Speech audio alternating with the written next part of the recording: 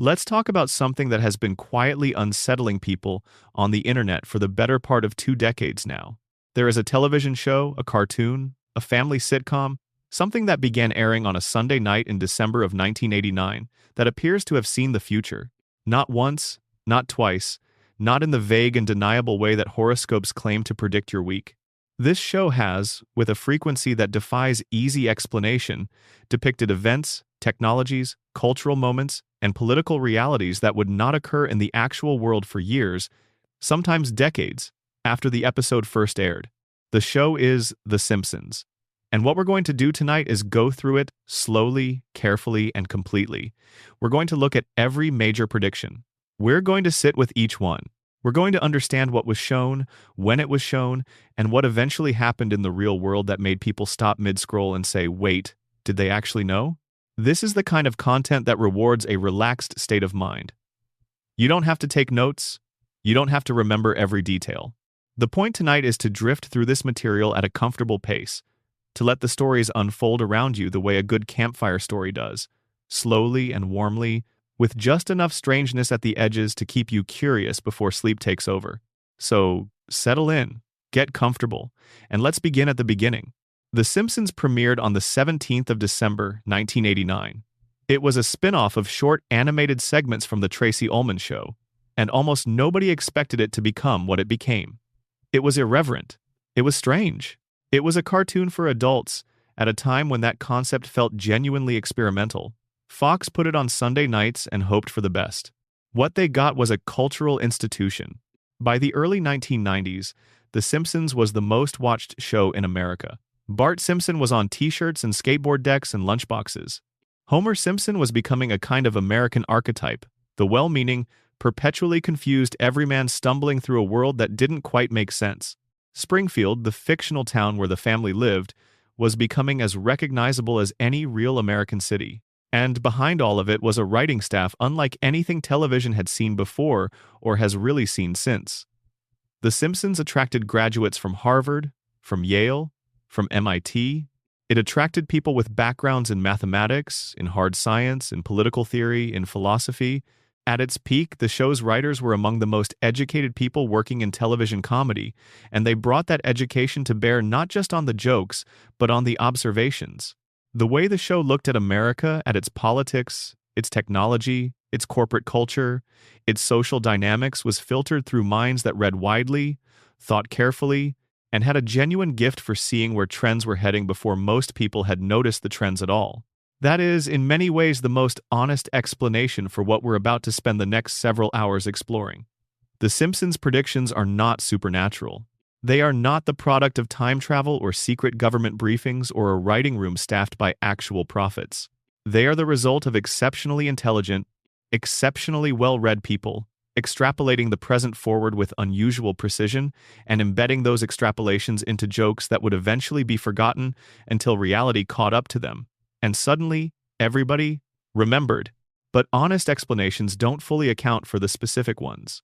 The ones where the show didn't just gesture at a trend, but named a name, specified a detail, showed you an image that would later appear in your newsfeed with uncanny fidelity. Those are the ones that get under your skin. Those are the ones that keep circulating on the internet years after the episode aired, years after the prediction came true. Those are the ones we're going to examine tonight. There are more of them than you probably realize.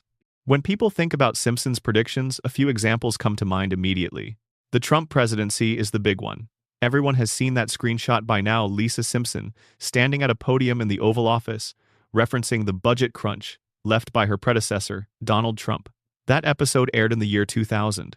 It is the prediction that put this whole phenomenon on the map in terms of mainstream awareness, and we will come back to it in detail. But the Trump prediction is almost the least interesting one, once you start looking at the full catalog.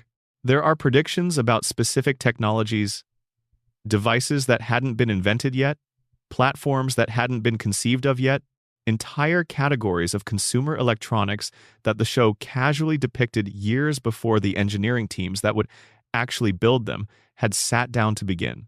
There are predictions about corporate deals, specific mergers and acquisitions that the show presented as obvious punchlines, jokes about the inevitable direction of capitalism that then became actual news stories sometimes 2 decades later. There are predictions about scientific discoveries, equations, theories, astronomical findings, medical breakthroughs that the show either stumbled into or anticipated with a specificity that makes the word stumbled feel inadequate. There are predictions about sporting events, about celebrity careers, about public health crises, about geopolitical moments that hadn't yet arrived on the world stage. There are predictions that are funny, and predictions that are sobering, and predictions that sit in a strange middle ground where you can't quite decide whether to laugh or feel unsettled. And there are the failures. The things the show predicted that never happened. The jetpacks and moon colonies and technological futures that the show depicted with equal confidence but that never materialized. Nobody talks about those as much, and understanding why nobody talks about them is actually one of the more illuminating parts of this whole exploration. We will get to all of it. But first, let's establish something that I think is worth holding on to throughout tonight's journey. The Simpsons has aired, at the time of this writing, more than 788 episodes across 36 seasons. Each episode is approximately 22 minutes long. If you were to sit down and watch the entire series back to back without sleeping, without pausing, it would take you somewhere in the neighborhood of 2 weeks of continuous viewing. The show contains, across all those episodes, literally tens of thousands of jokes, observations, satirical asides, background gags, throwaway lines, and incidental details. It is one of the largest bodies of creative output that a single fictional universe has ever produced in the history of television. Now imagine throwing thousands of darts at a dartboard. Not all in the same direction, not with any particular aim, but continuously, over 36 years, in every conceivable direction. Some of those darts are going to hit things. Some of them are going to hit things in ways that look, from certain angles, like they were aimed there all along. That is the statistical reality of The Simpsons predictions. Most of them have reasonable, grounded explanations rooted in good writing, careful observation, and sheer volume of output. And that explanation is true, and we should hold on to it, because it keeps us honest. But some of the darts hit things that were so far away, in directions so unexpected, with details so specific that the statistical explanation starts to feel slightly strained. And when you lay them all out, when you look at the full catalog of predictions and the full timeline of the real events that followed them, the cumulative effect is genuinely something. It is, at minimum, one of the most interesting cultural phenomena of the last 30 years. A cartoon that began as a joke about an American family has become, in the popular imagination, a kind of secular oracle. A text that people return to when something strange happens in the world. Not to find comfort exactly, but to see whether Springfield already had something to say about it. Tonight, we're going to find out just how much it said. Let's start with the framework, and then move into the individual predictions. The way the show works, the reason it is so well positioned to anticipate the future, comes down to a few things. The first is that The Simpsons has always been fundamentally a satire of American life, and satire requires its practitioners to understand the thing they're satirizing at a level deeper than surface observation. Good satire doesn't just mock what is. It illuminates the internal logic of what is, and then follows that logic to its conclusion. The conclusion is often absurd. The conclusion is often funny, and the conclusion is sometimes, when you look back at it from the future, exactly what happened. The second thing is the writing room culture. The Simpsons writing room at its peak was a place where people competed to have the smartest, most surprising, most elaborately constructed joke. That culture of intellectual one-upmanship produced writers who were deeply immersed in science, in history, in economics, in political science. When the show needed to depict a technological device for a joke, the writer didn't just make something up. They thought about where technology was heading and pushed it forward. When the show needed to satirize a political trend, the writers thought about what that trend would look like at its extreme. Those informed extrapolations are what kept appearing in the headlines decades later. The third thing is time. 36 years is a long time, long enough for the world to change dramatically, long enough for predictions made in 1995 to feel ancient, and then suddenly contemporary again when the technology finally catches up. The show has been running long enough that some of its early episodes now exist in a kind of temporal double vision. They were made in one era, they were set in that era, and they now feel simultaneously dated and prophetic because of what they happen to depict. That triple convergence, the satirical intelligence, the educated writing staff, and the sheer span of time is what produced the prediction phenomenon. And it is what we're going to unpack tonight, one prediction at a time, in as much detail as this kind of deep dive deserves. If you're watching this late at night, that's exactly when this kind of material is best experienced. There's something about the quiet hours when the world has slowed down and your defenses are a little lower and your mind is a little softer around the edges that makes storytelling land differently. Details feel more vivid. Connections feel more resonant. The strangeness of something like a cartoon show anticipating the future by 16 years feels less like a puzzle to be solved and more like a story to be settled into. So wherever you are right now, whatever corner of the world you're watching from, whatever hour it is on your clock, I want you to take a breath and let your shoulders drop a little. You don't need to be anywhere else tonight. You don't need to do anything with this information. You're just here to listen and let the story of Springfield's strangest gift wash over you for a while.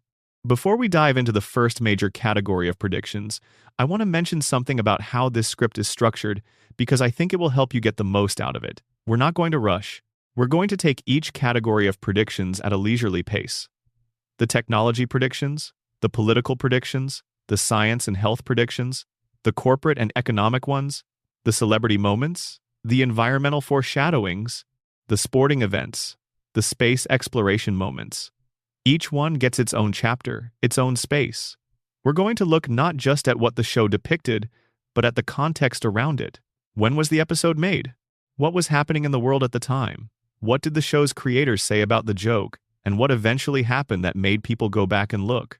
We're also going to be honest about the limits of all of this. Some of what gets called a Simpsons prediction is a real prediction. Some of it is coincidence. Some of it is confirmation bias, the human tendency to remember the hits and forget the misses. We'll acknowledge all of that as we go, because the honest version of this story is actually more interesting than the version that pretends the show is mystically clairvoyant. The writers of The Simpsons are smart people who paid close attention to the world around them for a very long time. That turns out to be a combination that looks, from a sufficient distance, almost indistinguishable from prophecy. Let's find out why.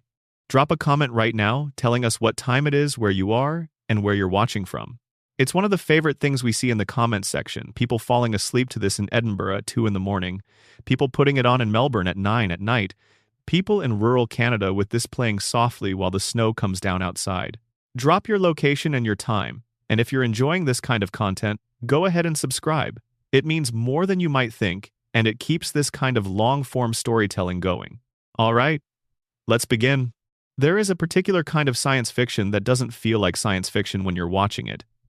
It feels like a joke, a throwaway gag, a background detail that the writers tossed in because it was funny, not because they thought it would one day be a real object sitting on a real person's real wrist.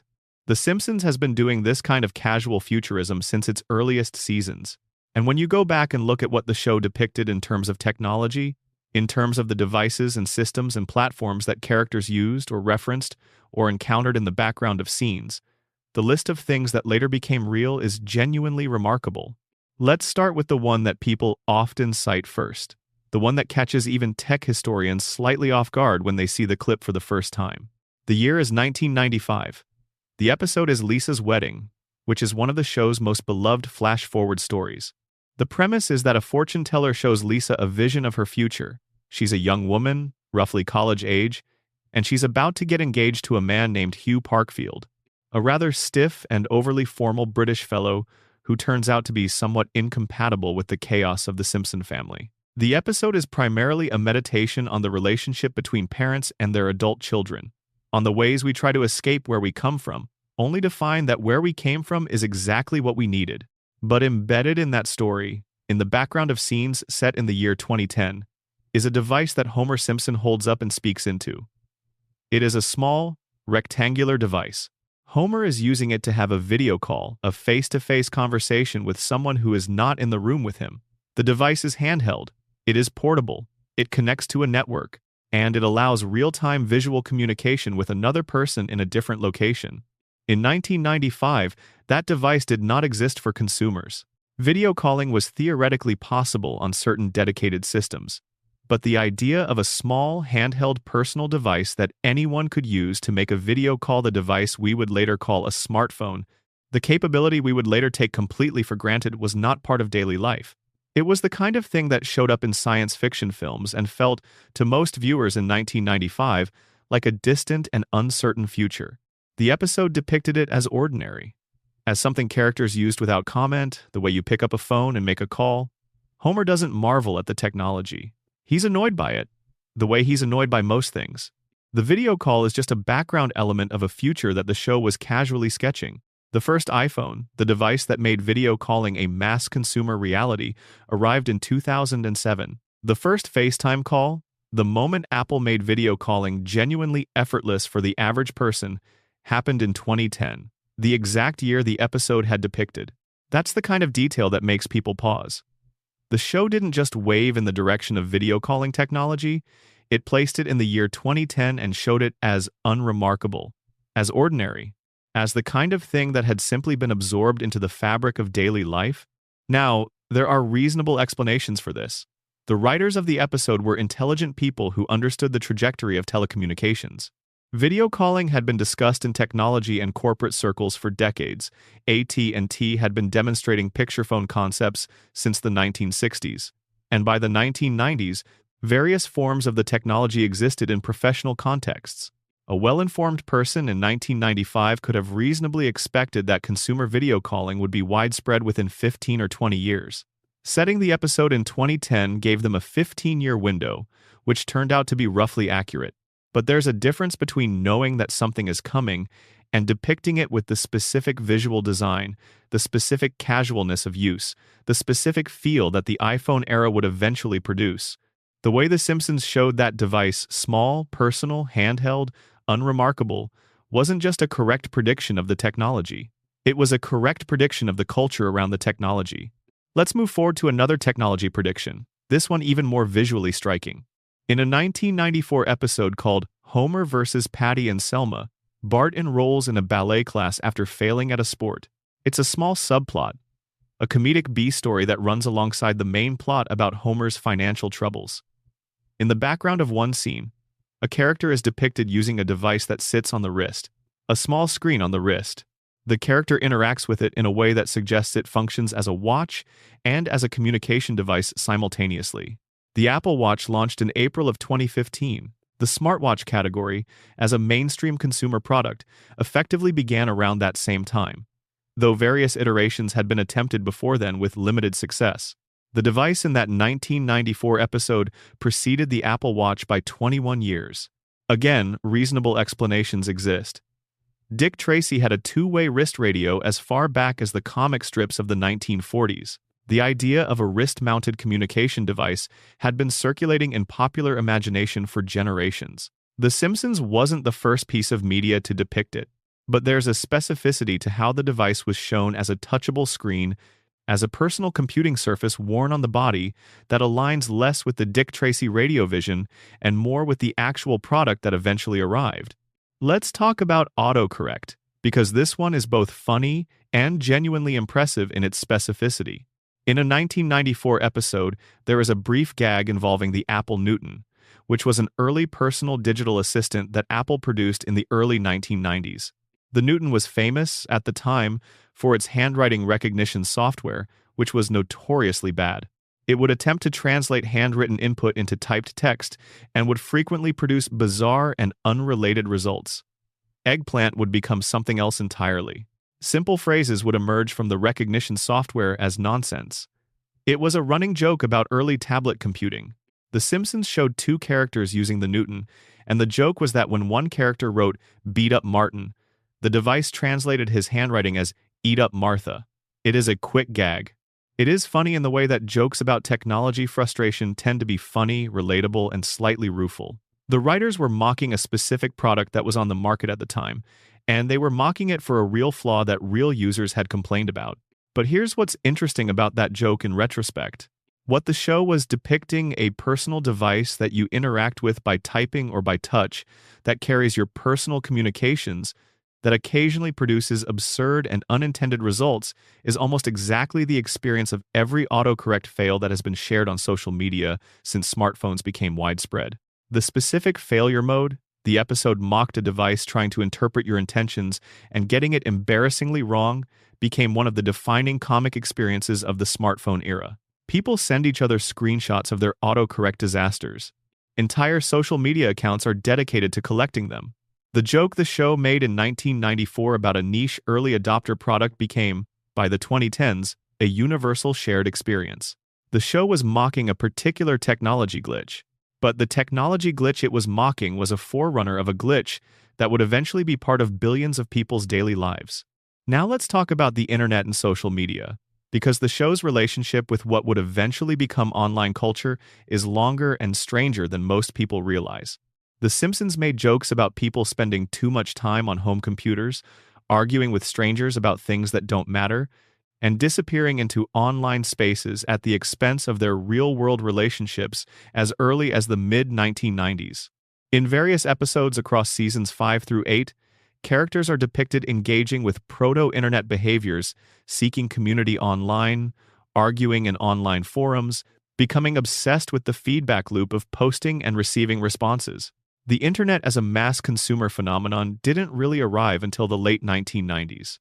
Social media, as we understand it today, platforms designed specifically to broadcast personal opinions and receive validation or criticism from strangers, was still 10 to 15 years away from the episodes that first mocked those behaviors. And yet the psychology of it, the particular human dynamic of becoming emotionally invested in online arguments with people you'll never meet, was something the show captured and satirized before most of its audience had a modem in their home. There is an episode in Season 5 called Homer's Triple Bypass. Well, actually, let's talk about the more directly relevant one. In Season 6's Bart's Dog Gets an F, and across several other episodes, the show depicts characters becoming disproportionately invested in receiving attention and validation from others, including from strangers and from media, in ways that feel distinctly social media-brained even though social media was not yet a concept. The emotional feedback loops, the seeking of external validation, the anxiety of being ignored, the disproportionate response to criticism, these are things the show understood as human behaviors before the technology existed, that would eventually amplify those behaviors to their most extreme forms. You could argue, and many media critics have argued, that The Simpsons didn't predict social media so much as it understood human psychology well enough to depict the behaviors that social media would later exploit. The technology created the conditions for those behaviors to flourish, but the behaviors themselves were always latent in human nature. The show saw the behaviors because it was paying attention to people. The technology that would eventually supercharge those behaviors came later. But the result, when you watch those early episodes now, is that they look eerily contemporary. Characters doing things that feel completely modern even though the episodes are 30 years old. Let's talk about streaming and on-demand entertainment, because this is another one where the show got there remarkably early.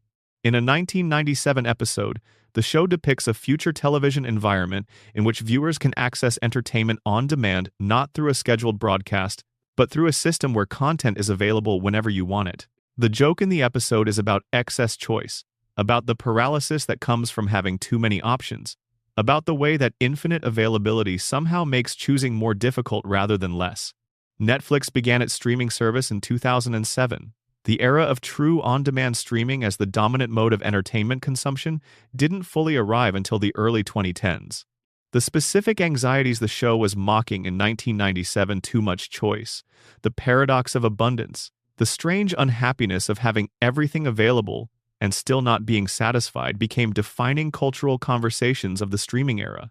Articles about Netflix paralysis and the stress of choosing what to watch have been published by serious cultural outlets in the 2010s and 2020s. The show was ahead of that conversation by roughly 15 years. There is also the matter of the tablet computer, which the show depicted in ways that went beyond the Newton gag. In multiple episodes from the early to mid-2000s, characters use flat, rectangular, touch-sensitive computing devices that function as combined communication and entertainment platforms. These devices are shown as personal objects, things people carry around, use in bed, use at the breakfast table. The iPad arrived in 2010. The cultural integration of tablet computing as a personal leisure device, something you pick up in bed rather than sitting down at a desk, was exactly the use case the show had depicted. What's interesting about all these technology predictions is that almost none of them are presented as predictions. They're presented as jokes, as throwaway gags. as background details that the show uses to establish a futuristic setting or to make a satirical point about some aspect of consumer culture or human behavior. The technology is almost never the point of the episode. It's the wallpaper, it's the furniture, and the furniture, it turns out, was extremely accurately chosen. Let me tell you about the one that perhaps should have gotten more attention when it happened. In a 1998 episode called Lard of the Dance, Bart and Homer get involved in a scheme to collect cooking grease from restaurants and sell it. It's a comedy plot about the margins of the economy, about the kinds of side hustles that exist in the cracks of capitalism. In that episode, there's a scene involving a sophisticated computer system that Homer uses to track something, and in the background of that scene, there is something that looks remarkably like a flat-screen monitor. This doesn't sound impressive until you remember that flat-screen monitors, the thin LCD panels that would eventually replace bulky CRT televisions and computer monitors, were not yet a consumer product in 1998. They existed in labs. They existed in very expensive early commercial applications. The first mass-market flat-screen televisions were still years away from being in people's homes. The background detail in that episode is so minor, so unremarkable looking from the perspective of a viewer today that it's easy to miss. But to a viewer in 1998, that thin, flat screen in the background would have registered as a futuristic visual joke, a shorthand for, "This is a fancy, advanced place." By 2005, it was just a regular monitor. By 2010, it was how every screen in every home looked. The show kept doing this, kept using technology as background shorthand for advanced or futuristic, and kept having those background details turn into ordinary objects that every household would eventually own.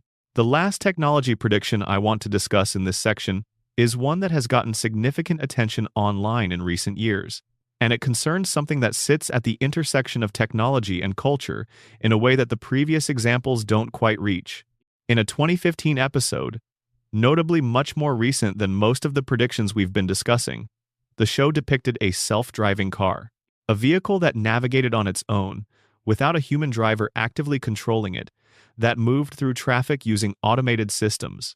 The episode played the concept for laughs, as you'd expect, with the self-driving car behaving in ways that were alternately impressive and alarming. Autonomous vehicle technology has been one of the defining technological stories of the late 2010s and early 2020s. Companies have poured billions of dollars into it. The specific comedy the show was mining the gap between the promise of self-driving technology and the reality of what the technology actually does.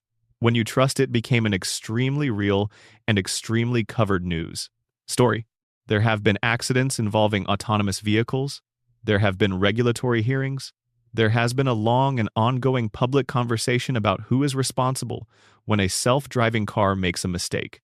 The show depicted this technology and its accompanying anxieties in 2015, which was early enough that the mainstream public hadn't yet had that conversation in a serious way. By 2018 and 2019 and 2020, it was front-page news. Now, and this is important to say before we move on, many of the technology predictions have been overstated or misattributed.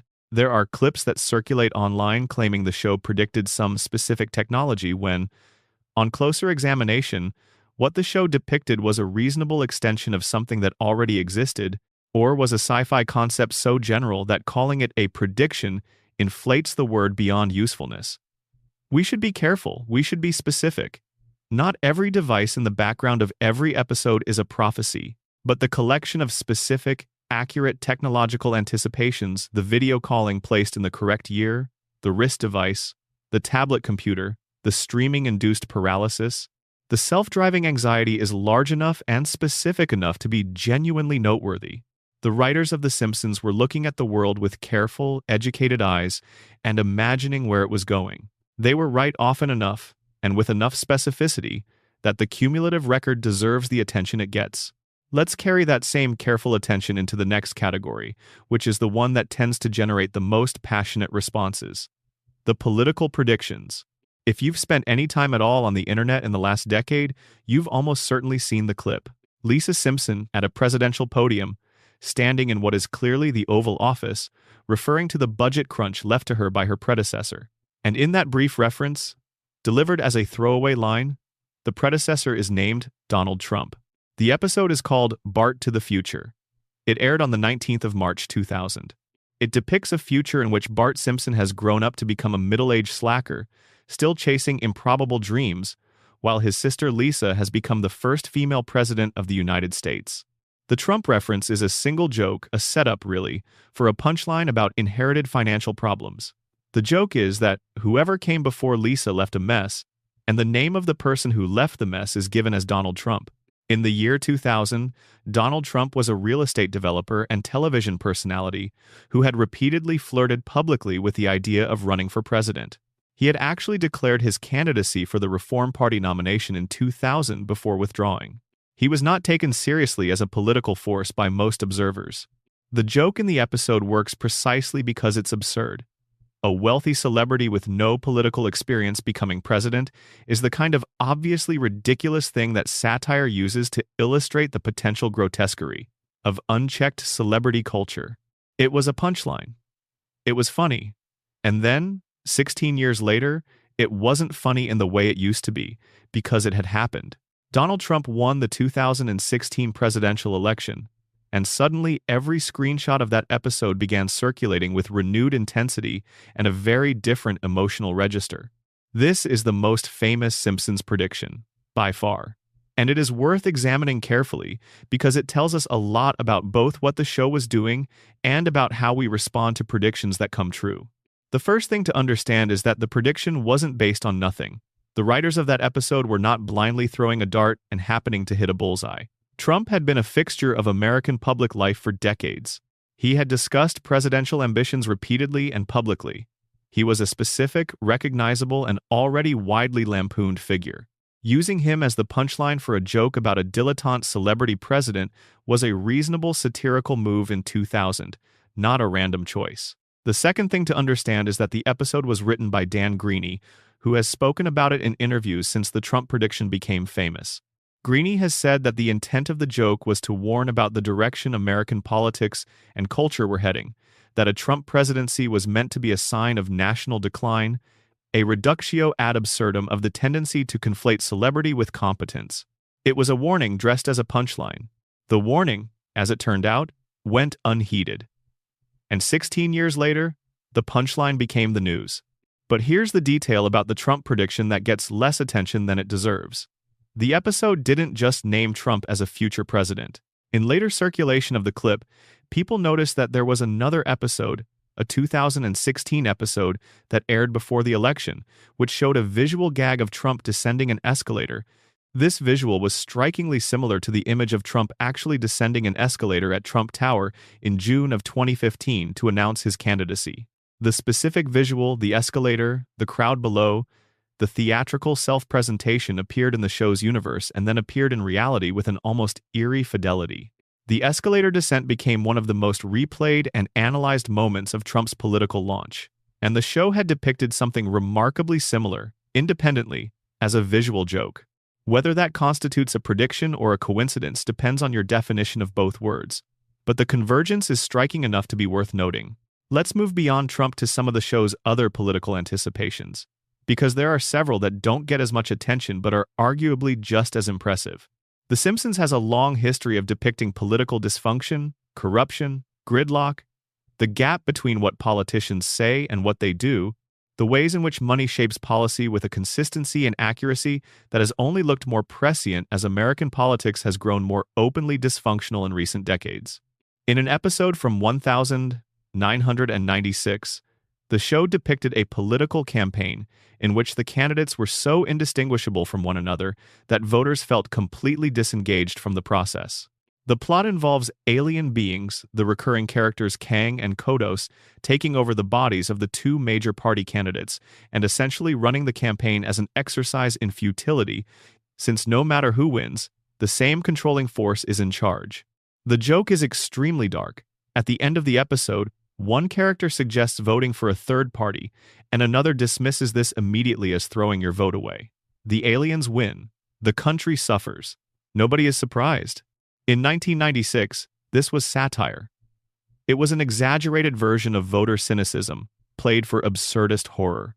By the mid-2010s, Poll after poll was showing that a majority of Americans felt that both major parties were primarily vehicles for the interests of donors and corporations rather than ordinary people. The feeling of being trapped in a binary choice between unsatisfying options, of voting against the thing you fear rather than for something you believe in. This is now a widely documented feature of American political life, not a cartoon exaggeration. The show got there first, not because it was predicting the future, but because it was accurately diagnosing the present. The diagnosis just turned out to be more durable than anyone expected. In another episode from 1999, the show depicted a political figure who built their entire public identity around appearing to be an outsider, a plain-spoken person of the people who was actually deeply embedded in the system they claimed to oppose. The character is funny because the gap between the performance and the reality is enormous and obvious. By the 2010s, this archetype, the populist who campaigns against elites while being deeply connected to them, had become one of the defining figures of political life in multiple democracies, not just the United States. The show's depictions of media and political coverage are also worth examining in this context. Across dozens of episodes from the 1990s and 2000s, The Simpsons depicted a local news media that was more interested in drama than in information. Characters like Kent Brockman, the Springfield news anchor, repeatedly prioritize spectacle over substance, jump to conclusions, express opinions under the guise of reporting, and respond to events with a theatrical emotionalism that serves their own airtime rather than the public's understanding. Kent Brockman is a particular kind of media figure credentialed, polished, formally authoritative, and fundamentally unreliable.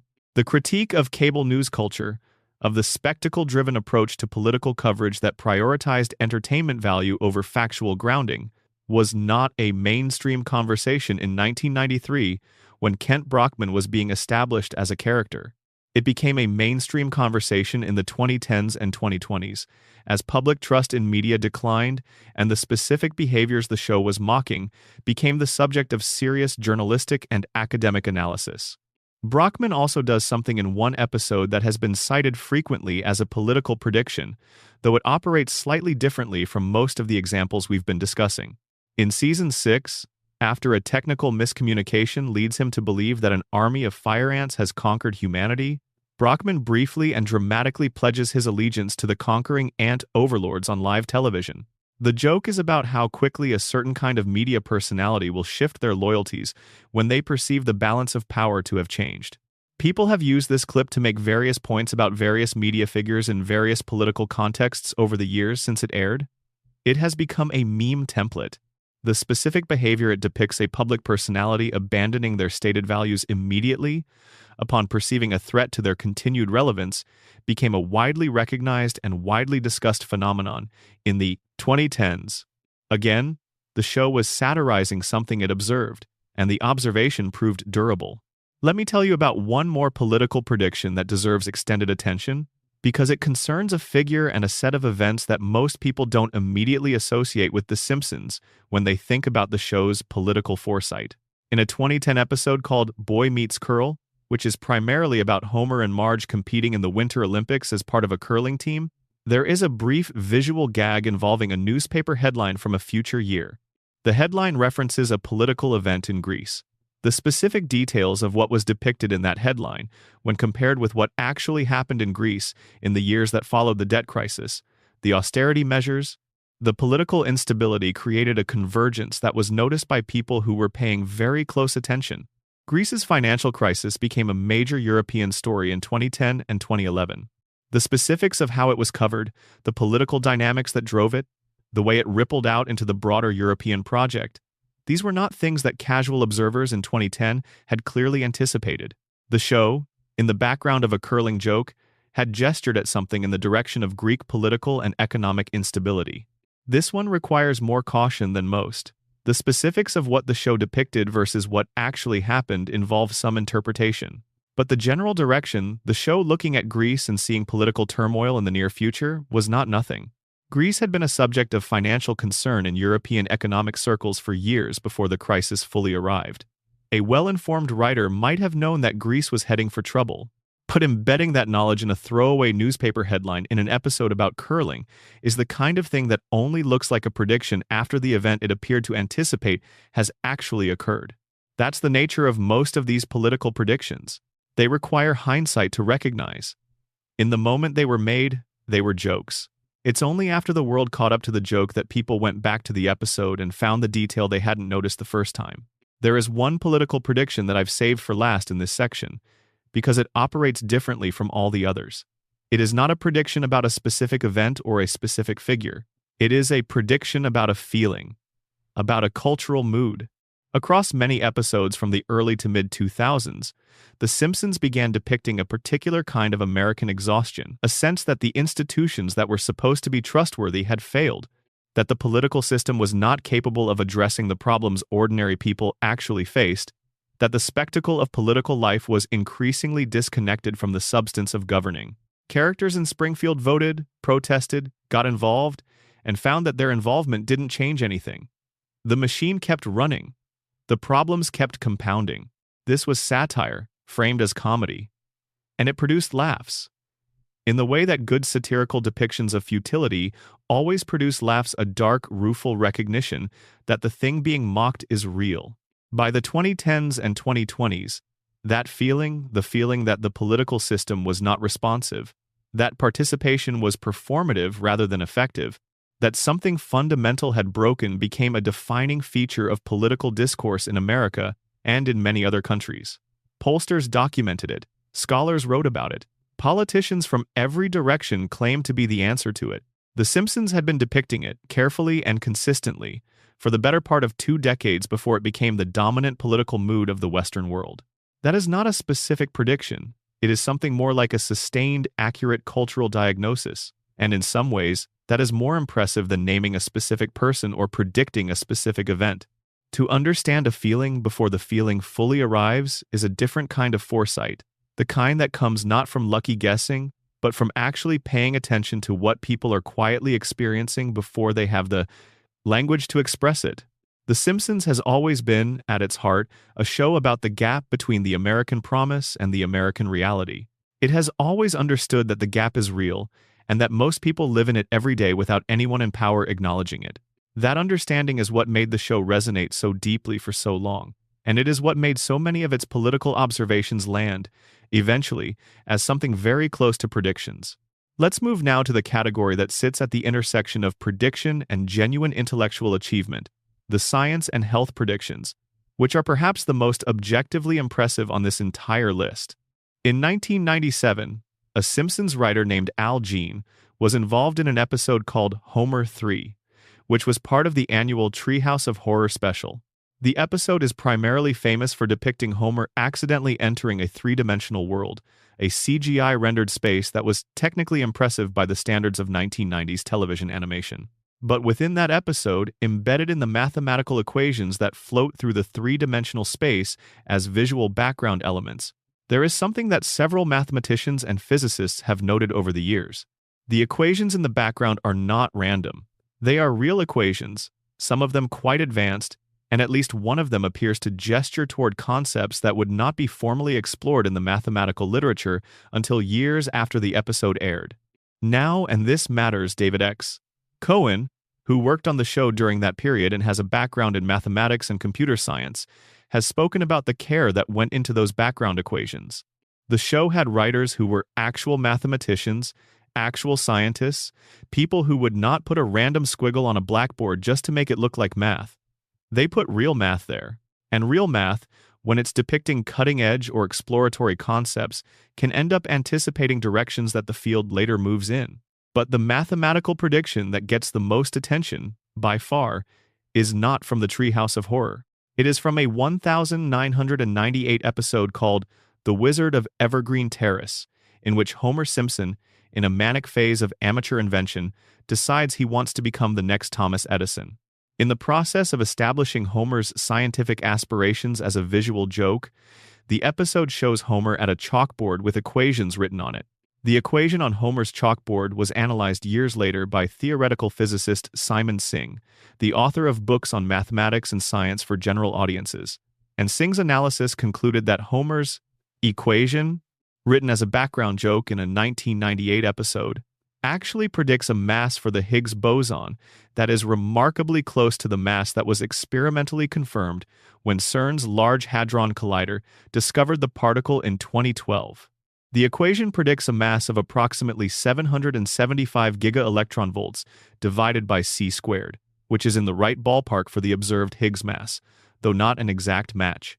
The Higgs boson is sometimes called the God particle, a name that the physicists who actually work with it tend to dislike, but that captured the public imagination when the discovery was announced in 2012.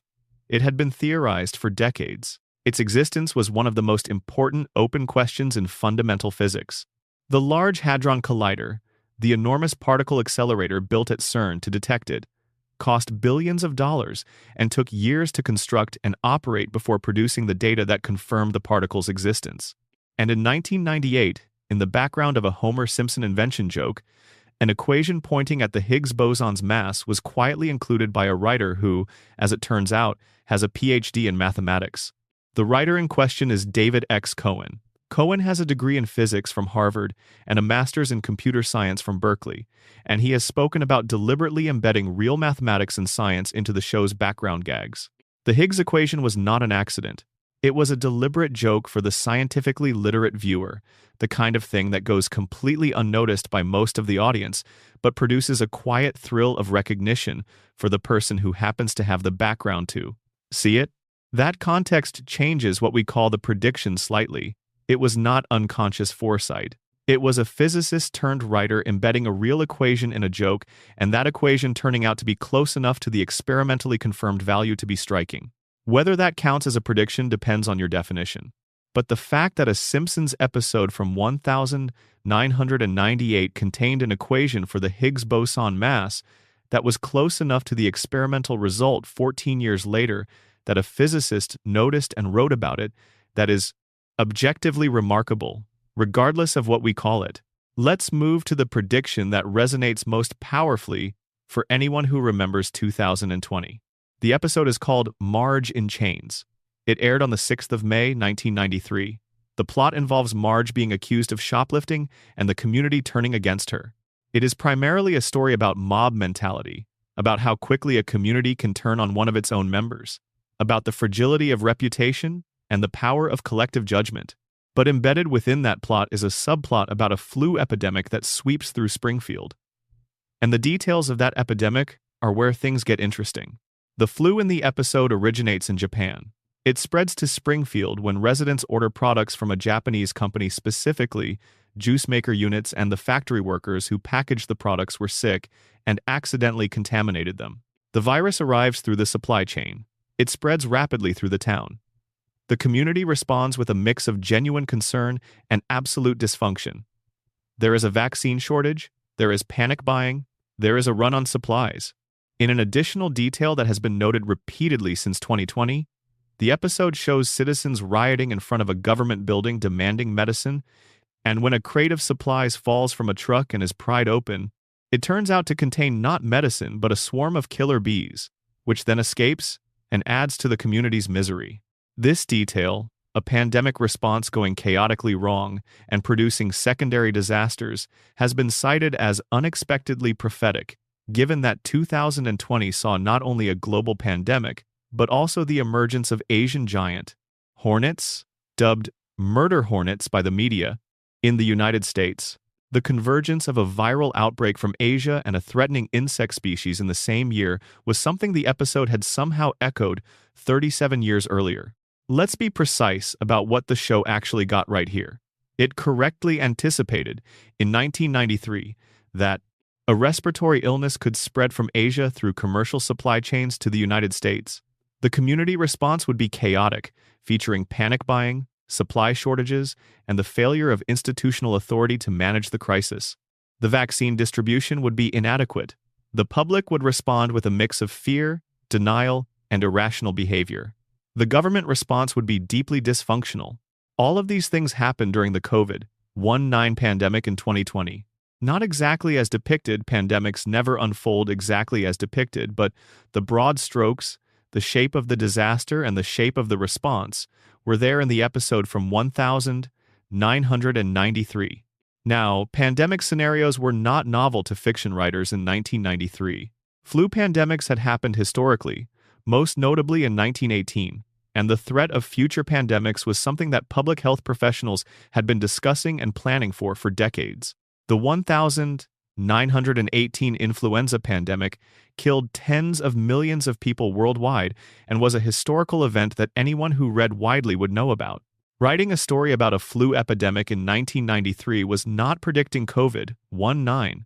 It was drawing on a historical playbook that existed. What was prescient was the specific shape of the community response. The panic buying, the supply shortages, the institutional failure, the way that fear produces secondary disasters that compound the original problem, these were not just drawn from the 1918 playbook.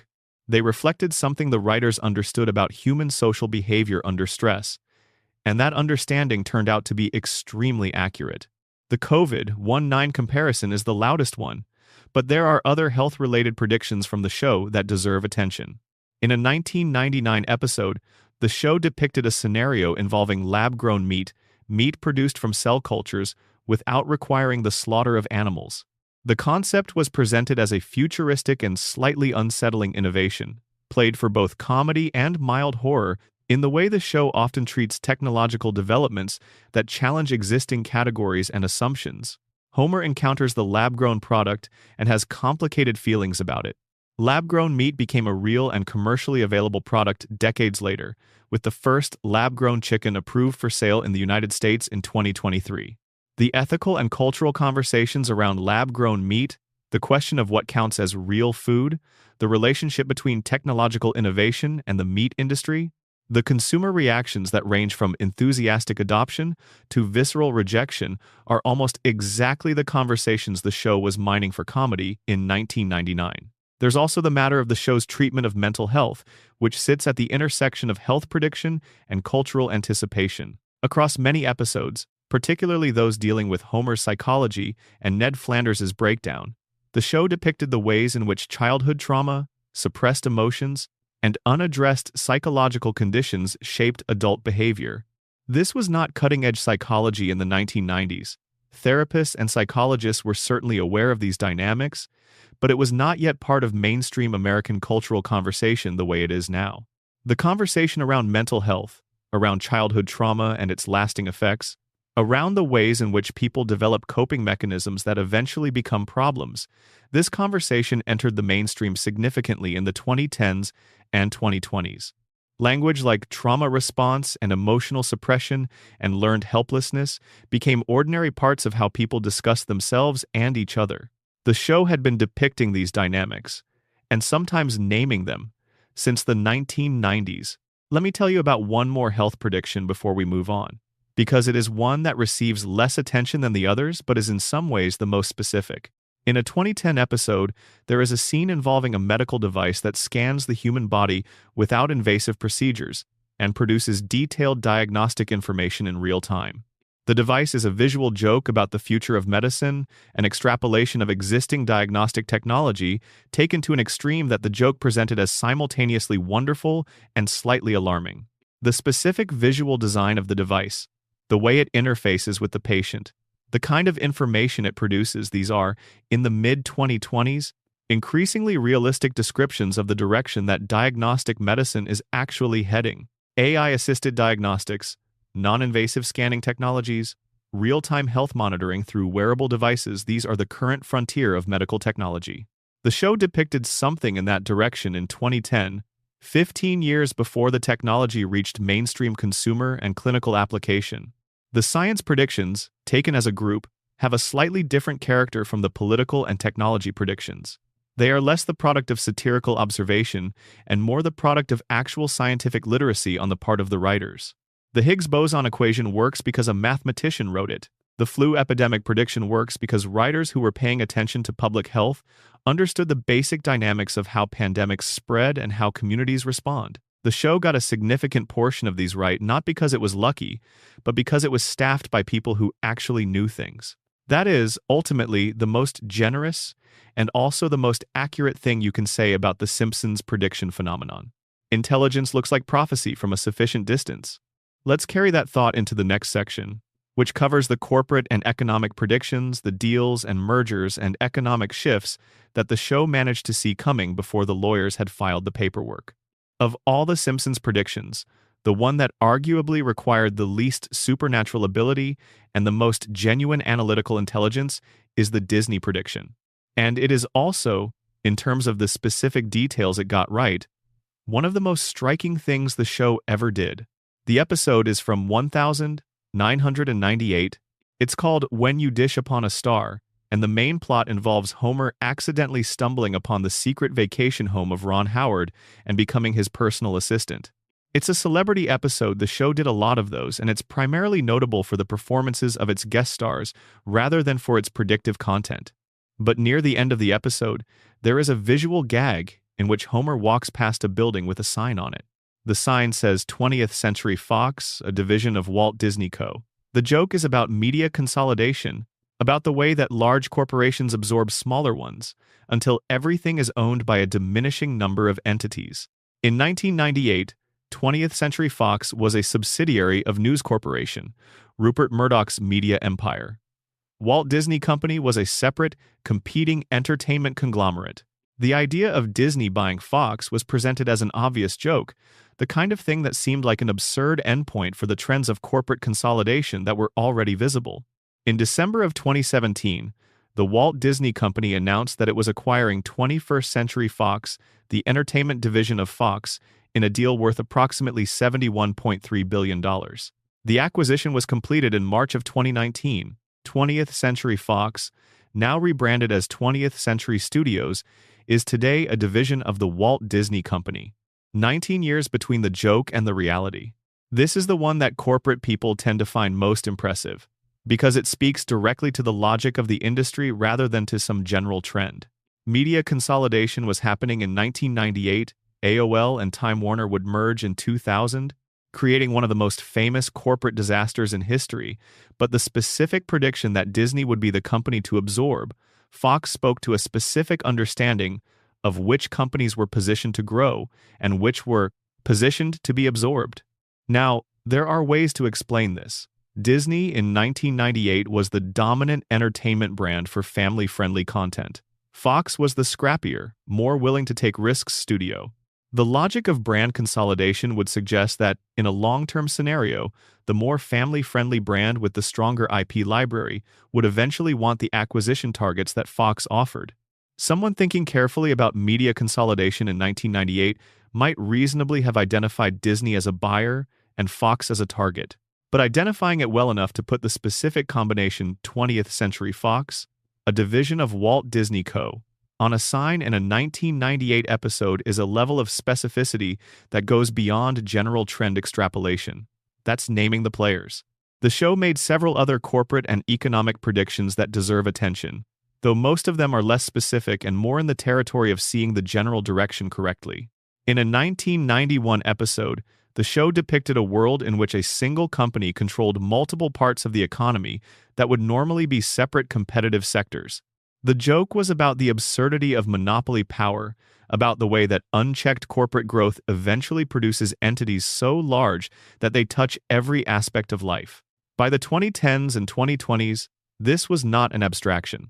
Amazon's expansion from an online bookstore into logistics, cloud computing, groceries, media production, and dozens of other sectors made the joke feel like a documentary. The show didn't predict Amazon specifically.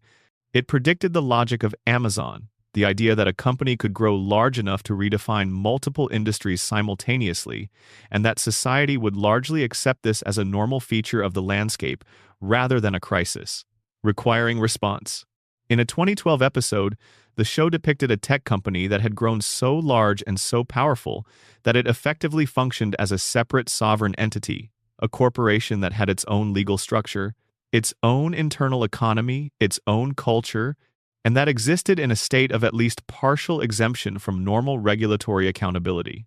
The episode played this for comedy, depicting the absurd lifestyle choices of people who lived their entire lives within the company's ecosystem. By the late 2010s, the concept of tech companies functioning as quasi-sovereign entities with their own content policies that functioned like laws, their own internal economies, Their own healthcare systems and housing and transportation provided to employees was a serious subject of political and academic discussion. Senators were asking questions about it in committee hearings. Journalists were writing books about it. The show had mocked it as an absurdist premise in 2012, and the absurdist premise became, within roughly 5 years, a significant political question about the concentration of corporate power. Let's talk about the prediction that most closely anticipates the gig economy and platform labor. In a 1996 episode, there is a subplot about Homer getting work through a service that connects him with people who need tasks done. He shows up at houses, does work, gets paid, and leaves. The work has no permanence. There is no employer. There is no benefits package, no security, no ongoing relationship. There is just the transaction, a person who needs something done, and a person who will do it for payment, mediated by an intermediary that takes a cut. This is essentially Uber and TaskRabbit and every other gig economy platform, described years before the internet infrastructure existed to make those platforms possible at scale. The show was depicting the underlying economic logic, the disaggregation of employment into individual transactions, the elimination of the employer-employee relationship as a stable category before the technology existed to implement that logic across entire sectors of the economy. By 2015, the gig economy was being written about in every major publication. By 2020, the question of whether gig workers were employees or independent contractors was being litigated in courts across the country. The show had depicted the thing and moved on, because in 1996, it was just a funny premise for Homer to have a weird job. The funny premise became a contested economic reality. There is one more corporate prediction that I want to spend some time with, because it involves something that went beyond economics and touched on questions of identity and cultural power that the show navigated with unusual sophistication. In various episodes across its run, The Simpsons depicted Springfield as a town whose economic life was entirely controlled by a single employer, Mr. Burns and his nuclear power plant. The town's fortunes were tied to the plant.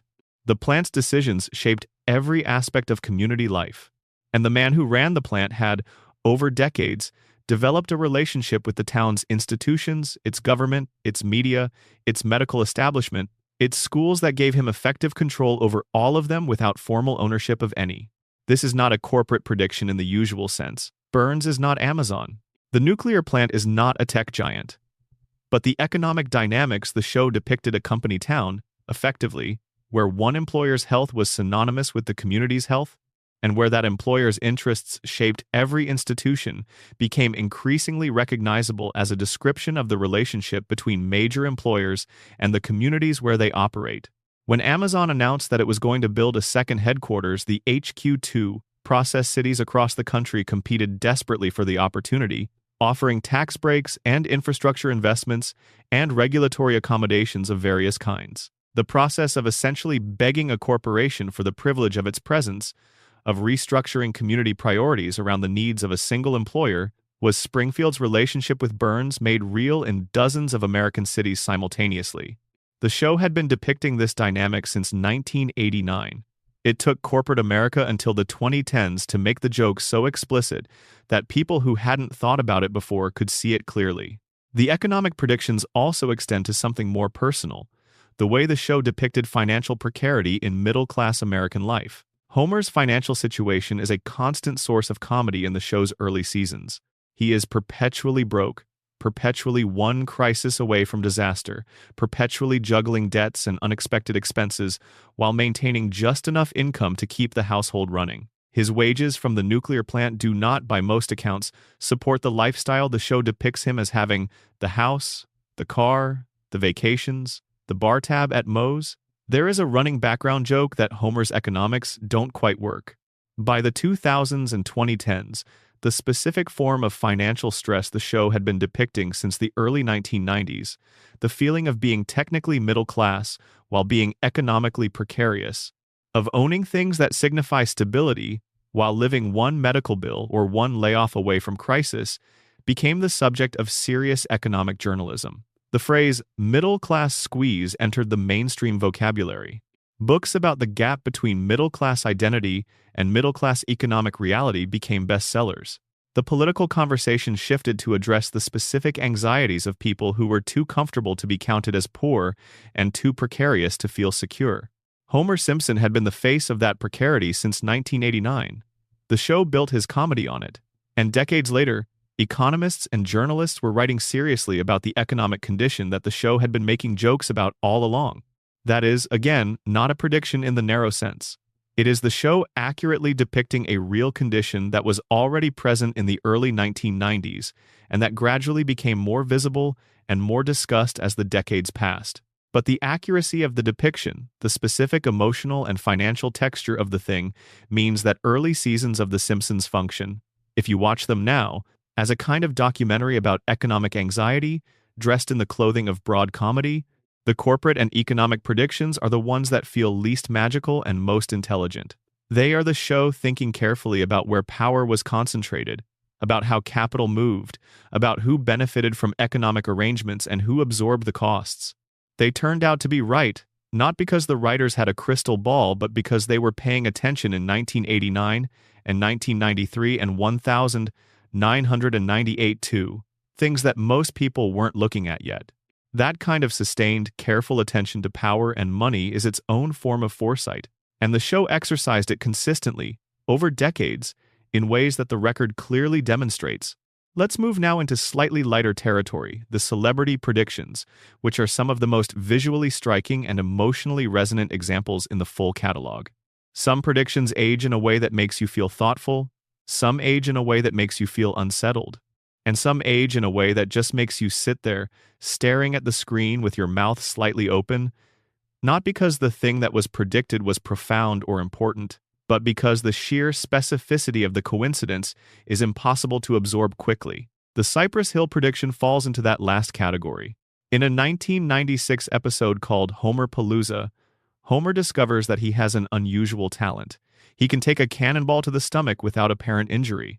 He joins a traveling music festival, a clear parody of the Lollapalooza circuit that defined alternative music culture in the early to mid-1990s, and becomes a sideshow act while rubbing shoulders with real musicians who appear as themselves.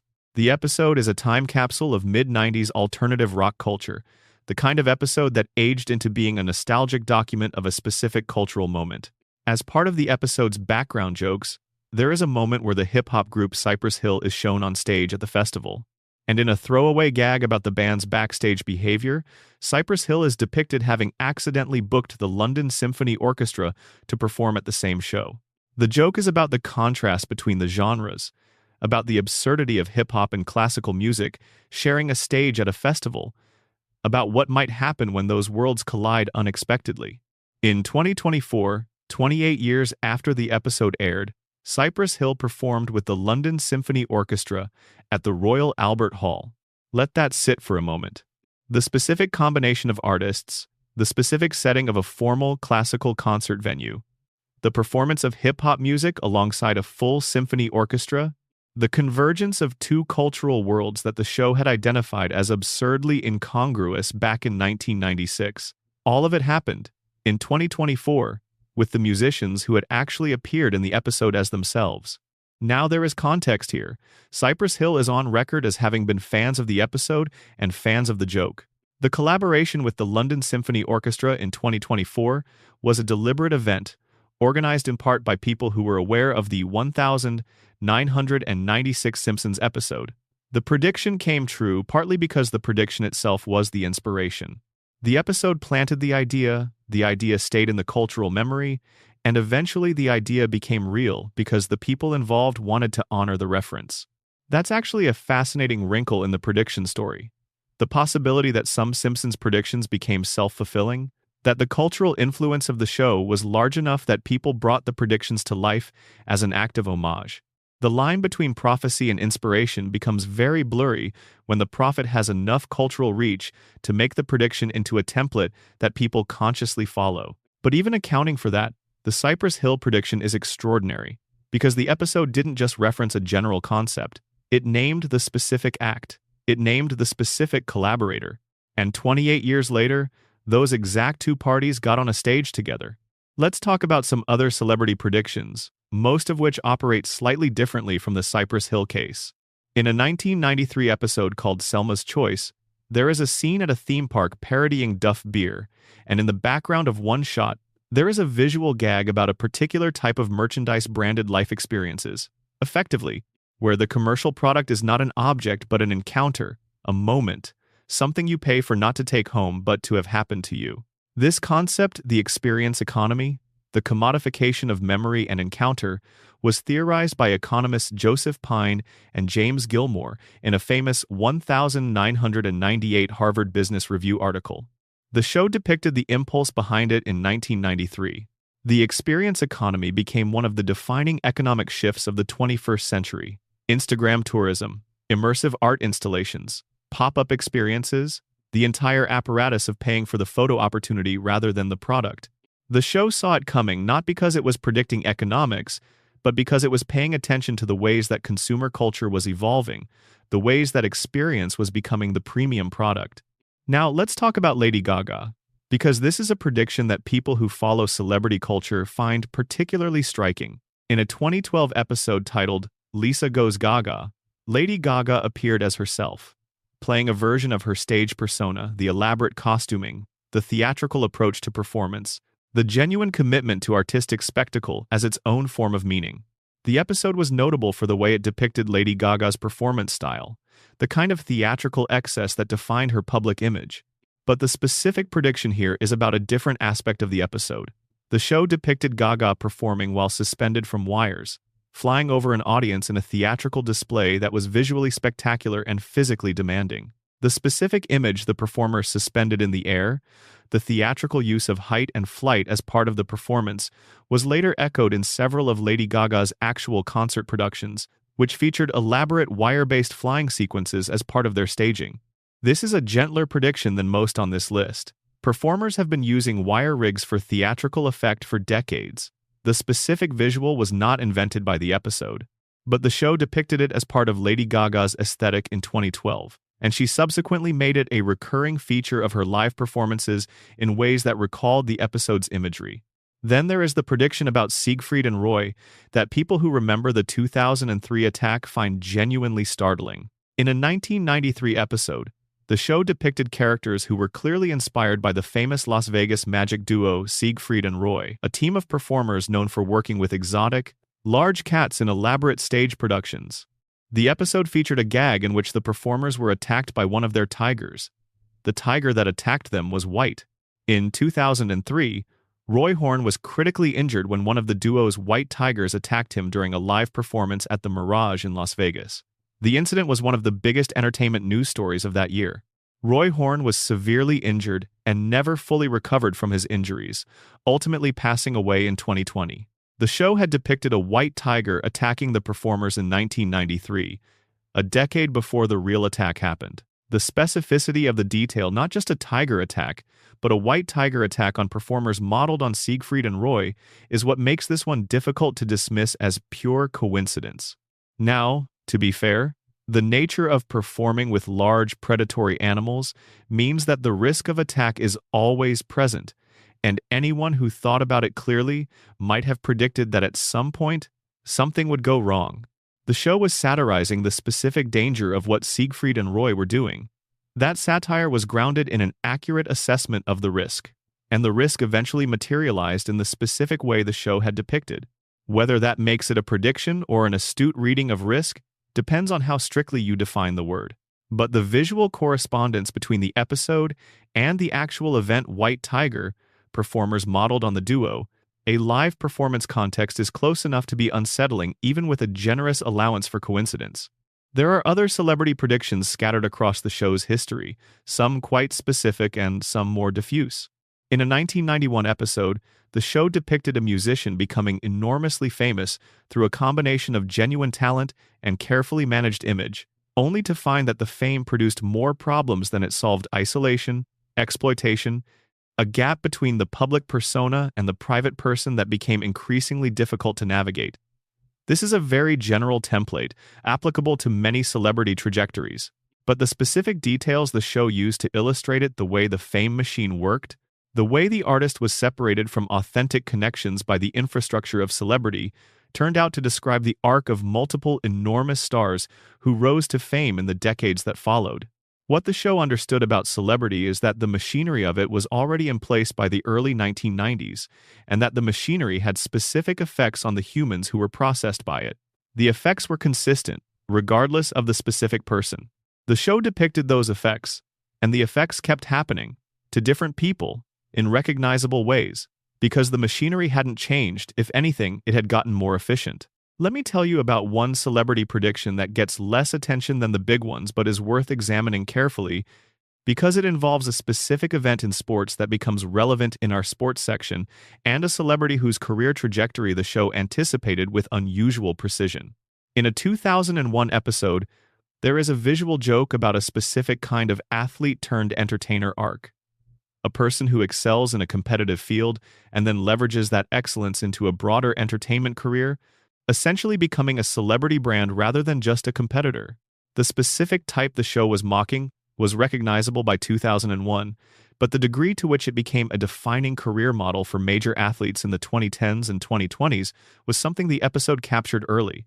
Athletes launching media companies, athletes creating clothing lines, athletes becoming cultural figures whose fame substantially exceeded the specific sport that produced them, athletes whose marriages and relationships and personal dramas became as commercially significant as their on-field performances. All of this was visible in rough form by 2001 and had become a dominant reality of sports culture by 2015.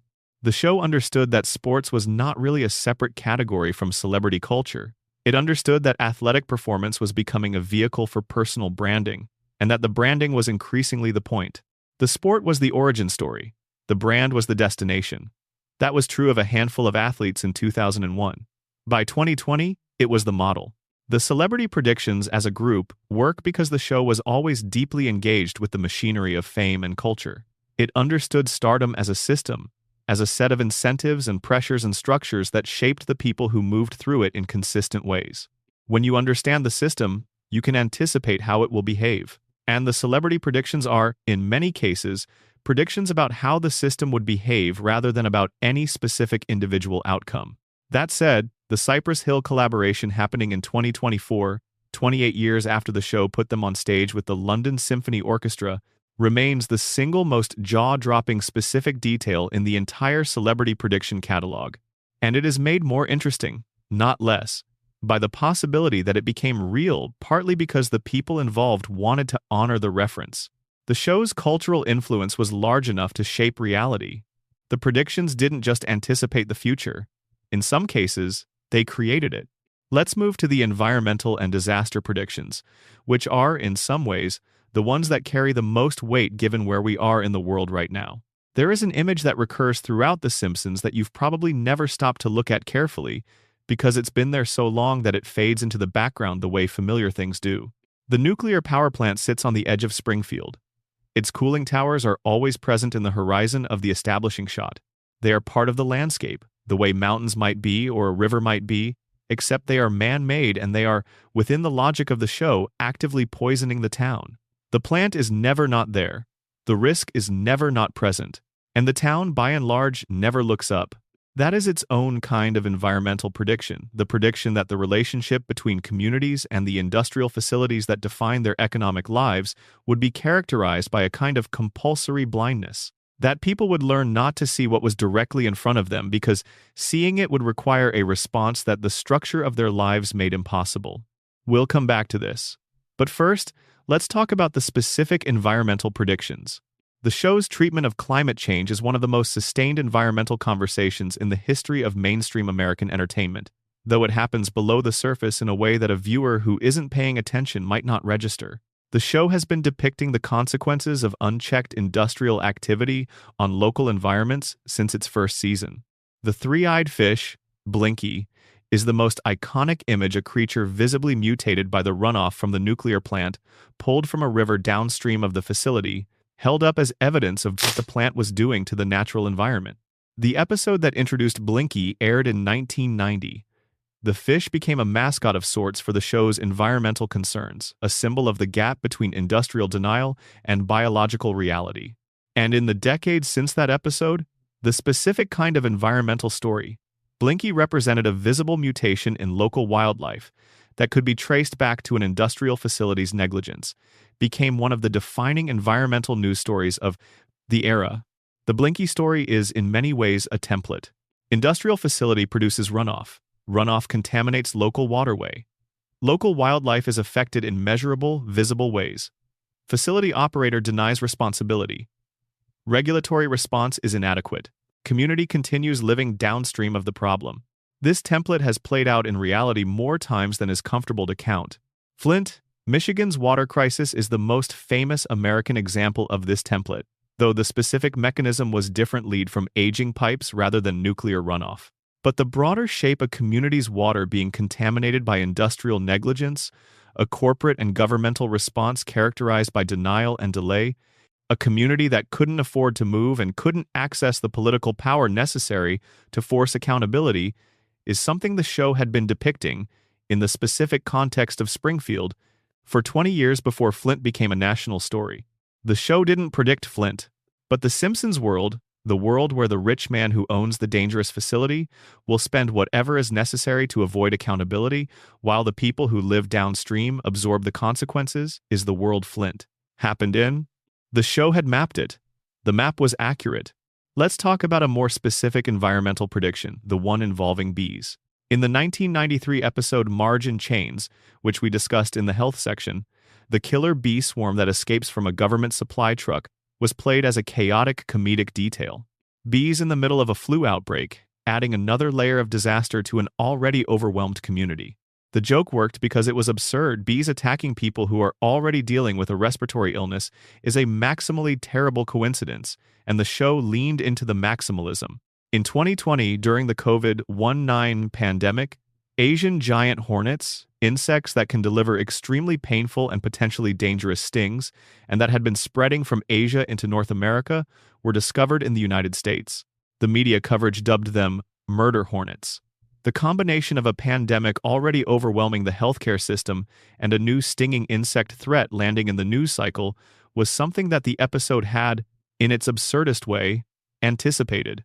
To be clear, Asian giant hornets are not killer bees. The pandemic was not caused by a Japanese juice maker.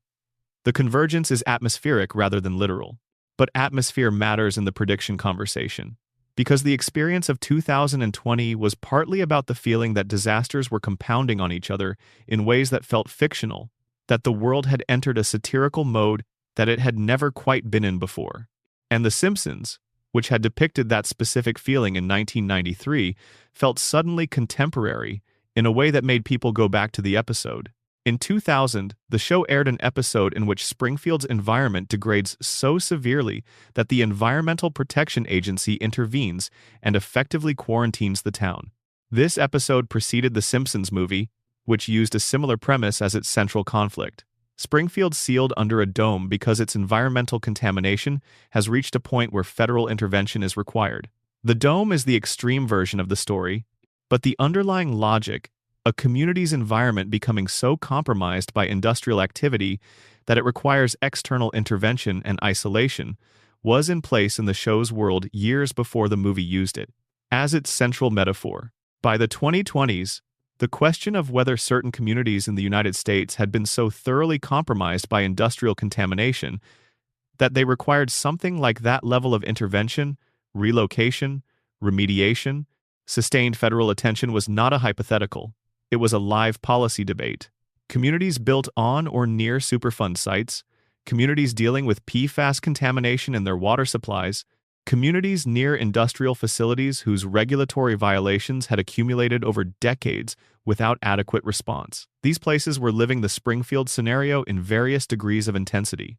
The show knew, because Mr. Burns knew, that the economics of environmental contamination favor the contaminator. The cost of cleanup falls on the public or on future generations. The profit from the activity that caused the contamination goes to the operator. The political influence of the operator makes regulatory response slow and inadequate. The community absorbs the cost in health outcomes, in property values, in the slow accumulation of damage that is difficult to attribute specifically enough to force legal accountability. Burns never paid for what the plant did to Springfield. The specific companies responsible for specific real-world environmental disasters have paid very inconsistently, with settlements that often represent a fraction of the actual damage. The show had this right. It had it right in 1989, and it has stayed right ever since. Let's talk about something the show depicted that is, from the vantage point of the mid-2020s, one of its most striking environmental anticipations: the consequences of extreme weather events on American communities. In various episodes across its run, the show depicted Springfield being struck by hurricanes, tornadoes, floods, fires, and other extreme weather events. The specific detail that has drawn attention in recent years is not any single episode, but the pattern, the way the show depicted these events as increasingly frequent, increasingly severe, and increasingly connected to the broader pattern of environmental degradation in and around Springfield.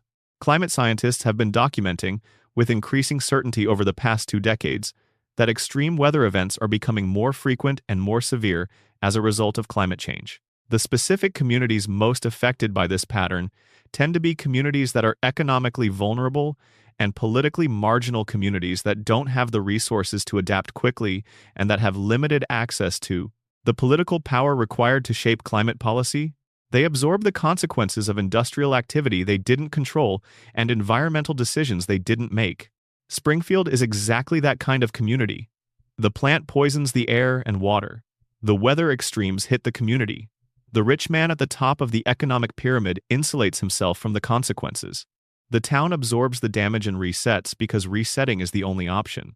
The show depicted this loop with depressing fidelity decades before it became the defining environmental story of the era. One more environmental detail before we move on, and this one is almost aggressively specific. In a 1999 episode, Homer discovers that the Springfield nuclear power plant has been leaking radioactive material into the local environment for years, and that this has affected the groundwater in measurable ways.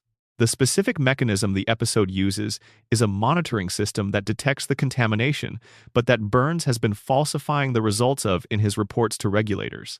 The falsification is not dramatic, it's not an active conspiracy, so much as a quiet institutional habit of making the numbers say what Burns wants them to say and filing those numbers with agencies that don't have the resources or the motivation to check them carefully. This is almost exactly the mechanism by which multiple real industrial contamination scandals have operated. The Volkswagen emissions scandal, where the company falsified emissions data reported to regulators, is the most famous example. But similar patterns: falsified environmental monitoring data, inadequate regulatory oversight, the gap between what companies report and what their facilities actually produce appear in the record of environmental enforcement across multiple industries. The show understood that the gap between regulatory requirement and regulatory reality was large enough to drive a nuclear plant's worth of contamination through, and that the mechanism for maintaining that gap was not dramatic criminal conspiracy, but rather the ordinary institutional inertia of corporate reporting and regulatory underfunding. That's a sophisticated observation about how environmental enforcement actually works, and it is an observation that the real record of environmental violations has validated repeatedly in the years since the show made it. Let's move to one of the most relaxing sections of this entire script: the sports predictions. They are, in some ways, the simplest category, and exploring them has a kind of leisurely pleasure to it that feels right for the hour. Sports predictions are a slightly different category from most of the others we've been discussing, because sports have a concrete, verifiable quality that political or cultural predictions don't always have. Either the team won or it didn't. Either the athlete performed the way the show depicted or they didn't. The scoreboards don't lie, and they don't require interpretation. The Simpsons has made a number of sports predictions over the years, and the pattern of how accurate they are tells us something interesting about what the show was actually doing and about the nature of sports prediction generally. Let's start with what is perhaps the most famous sports prediction, or at least the one most people who follow sports history find the most surprising. The show depicted, in various episodes, outcomes of sporting events in ways that turned out to be correct. Some of these are fairly general. The show predicted a team from a city would win a championship, and then that team won, and the range of possible correct predictions in those cases is large enough that accuracy is not surprising. Sports teams win championships on a rotation that is somewhat predictable, given enough time and a large enough number of predictions. But there are a few specific cases that deserve more careful attention. In the 1992 episode Homer the Great, there is a gag about a specific sporting outcome that, when the actual game it referenced was played, matched the prediction in a detail specific enough to be genuinely startling. The show's history of sporting event predictions is documented by fans who track these things with considerable diligence, and some of what they've found is striking, even accounting for the volume of content. The more interesting sporting prediction, though, is not about a specific game outcome but about a structural change in how sports operates. In a 2001 episode, the show depicted a future of sports in which athletes' personal brands had become as commercially significant as their athletic performance, where the athlete's face, their endorsement deals, their media presence, and their personal narrative commanded financial attention comparable to or exceeding their actual sports performance. This was visible in 2001, but had not yet reached the scale it would achieve in the following decade. Michael Jordan's brand had demonstrated the ceiling. LeBron James's career would systematically build the infrastructure. The show depicted this not as an exception, the rare athlete who transcends their sport, but as the norm, as the direction the industry was heading. And in the years since, the normalization of athlete as brand, of sports performance as content generation, of athletic careers as vehicles for building media companies and investment portfolios, has made the 2001 episode look more prophetic than it probably intended to be. In a 2005 episode involving a baseball subplot, the show made a prediction about the role of data and analytics in professional sports. Characters in the episode referenced a statistical approach to player evaluation that valued different things than traditional scouting did, that prioritized metrics that older approaches didn't capture, and that the establishment resisted because it challenged the authority of traditional expertise. This is essentially a description of the Moneyball revolution, the data-driven approach to baseball, pioneered by Billy Beane and the Oakland Athletics that Michael Lewis wrote about in his famous 2003 book, and that became a film in 2011. By 2005, when the Simpsons episode aired, Moneyball was already a known concept. The book had come out 2 years earlier. So this is less a prediction than a timely satirical engagement with a trend that was already unfolding. But the show understood the trend well enough to depict the social dynamics around it accurately, the resistance of the old guard, the mockery of those who embraced the new approach, the eventual grudging acknowledgement that the data wasn't wrong. Those social dynamics, the pattern of new analytical approaches being mocked and resisted before being absorbed into the mainstream, have played out in sport after sport. Analytics in basketball, expected goals in soccer. Any attempt to apply systematic quantitative thinking to a domain that has been traditionally governed by intuition and expertise encounters the same social resistance. The show understood this resistance as a human phenomenon rather than a sport-specific one, and depicted it accurately. Let's talk about soccer for a moment, because the show's relationship with soccer predictions is interesting in a way that reflects the evolution of American sports culture. The Simpsons, in its early seasons, treated soccer as an exotic and slightly baffling sport, something that the rest of the world cared about and that Americans mostly didn't understand or engage with.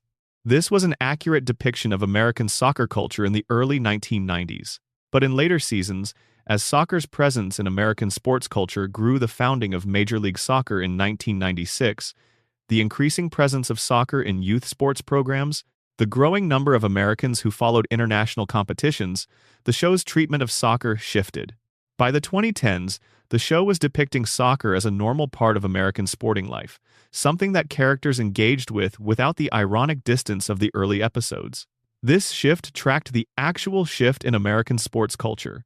Soccer's presence in American life grew substantially between 1990 and 2020, and the show's depiction of it evolved correspondingly. This is not a prediction exactly. It's the show accurately tracking a cultural trend in real time, which is a different thing. But watching the evolution in the show's treatment of soccer tells you something about how carefully it was paying attention to changes in American sports culture. There is one sporting prediction that sits in a category by itself, because it involves not just a sports outcome but a medical and scientific claim. In a 1997 episode, the show depicted a professional athlete whose performance was chemically enhanced, who was using substances that improved their physical capabilities beyond what they could achieve naturally. The episode played this as a satire of performance enhancement culture in professional sports, mocking both the athlete and the culture that had created the incentives for this kind of enhancement. This was not a bold prediction. Performance-enhancing drugs in professional sports were well documented by 1997, and baseball's specific problem with steroids was the subject of various private conversations within the industry, even if the full public reckoning the Mitchell Report, the congressional hearings, the asterisks on various statistical records was still years away. But the show's satirical engagement with performance enhancement in 1997, the specific cultural critique embedded in the joke, anticipated the mainstream conversation that Major League Baseball would eventually be forced to have in 2005 and beyond. The steroids era in baseball, the era that produced some of the sport's most spectacular individual performances and then became the subject of one of its most significant scandals, was already beginning in 1997. The show saw it and mocked it. The full reckoning came later. Let me tell you about a sporting prediction that involves geography and economics rather than athletic performance. In a 2001 episode, there is a subplot about a professional sports franchise considering relocation, moving from one city to another because the economics made more sense in a different market. The episode satirized the way cities compete for sports franchises, offering tax breaks and publicly financed stadiums, while the franchise's owners made decisions purely on economic grounds, with the loyalties of the fan base treated as essentially irrelevant to the calculation. This dynamic publicly financed stadiums, franchise relocation threats used as leverage to extract concessions from municipalities, fan loyalties treated as externalities in corporate decisions became one of the defining stories of professional sports in the 2000s and 2010s. The Oakland Raiders moved to Las Vegas. The Seattle Supersonics became the Oklahoma City Thunder. Multiple NFL teams relocated amid stadium disputes. The economics of professional sports franchise ownership that the show depicted in 2001 played out repeatedly and visibly in the following 2 decades. The show didn't predict a specific franchise move. It predicted the logic of franchise moves, the specific economic and political dynamic that makes them happen. And that logic has been remarkably durable. There is one more sports prediction worth discussing, and it concerns something that has become one of the most significant stories in contemporary sports: the intersection of sports gambling and professional leagues. In various episodes across its run, the show depicted characters gambling on sports outcomes, depicted the ease with which sports gambling could become compulsive, and depicted the complex and slightly hypocritical relationship that professional sports had with gambling. Generally the official distance from betting markets, the unofficial proximity. In 2018, the United States Supreme Court struck down a federal law that had restricted sports gambling, effectively legalizing it for individual states to regulate. The explosion of legal sports betting that followed the partnerships between professional leagues and gambling companies, the advertising flood, the normalization of betting as a standard part of the sports viewing experience was something the show had been depicting, in its comedic way, for years. The specific detail the show got right was the relationship between sports gambling and sports consumption. The show understood that gambling made sports more interesting to watch in a very particular way. It gave viewers a personal stake in outcomes they had no real connection to. It understood this as a fundamental aspect of human psychology, the way small financial investment transforms passive entertainment into intense emotional engagement. And it understood that the sports industry would, eventually, decide that this was something it wanted to be involved in, rather than something it needed to pretend to be above.